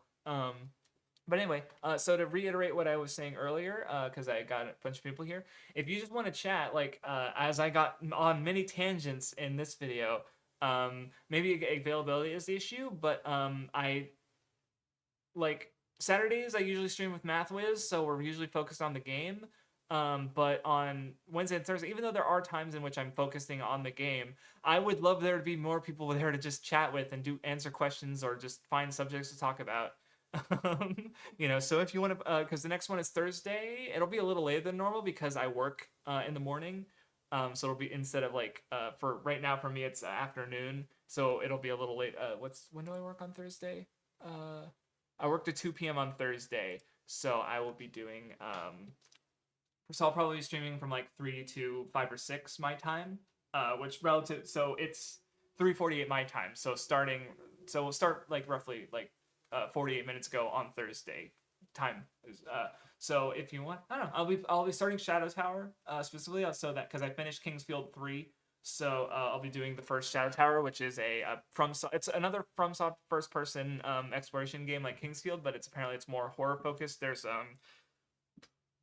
equipment repair is a mechanic I've seen notes about, or like I remember the guidebook mentioned that. So I don't know, we'll see how I like it. But it's definitely a game where there's a lot, like, there's exploration. Oh, excuse me, exploration, but there's just very much like lots of downtime between fighting enemy. If it's anything like Kingsfield, which I expect it to be, it's just lots of downtime of fighting relatively weak enemies, and most of my deaths will be falling off of things or getting hit by traps. So anyway, but yeah, I'm very glad you guys could make it. Thank you for the donation, the money. I don't usually get that, but I appreciate every little bit helps. So I'd like to buy a house one day. It's probably not going to happen, but I'd like to. But yeah, thanks for hanging out. And yeah, have a very good one, everybody. Enjoy the rest of your day, and maybe see some of you Saturday. Maybe see some of you Thursday. Who knows? Because Math was one day. She's moving right now. And she's doing another video on storytelling. Yes. I mean, what video are you talking about specifically? Because you say, or another, like, which ones do you like? I'm just kind of trying to get a gauge on like what specifically you're talking about. Like what kind? Because I guess more just generally, like, because so like my next video is more not my next video. I don't know what my next video is going to be, but my upcoming ones are either on specific stories like Persona, or creators like my Toriyama games, or the Unit East one is more about like genre, I guess. And then the manga video is about just the act of reading manga. Thematic structure. Okay. Yeah, I have ideas like what ones do I have in mind? Because I know people are just generally interested in I can't think of any that come to mind as far as like I might get to this sometime soon, but I don't know.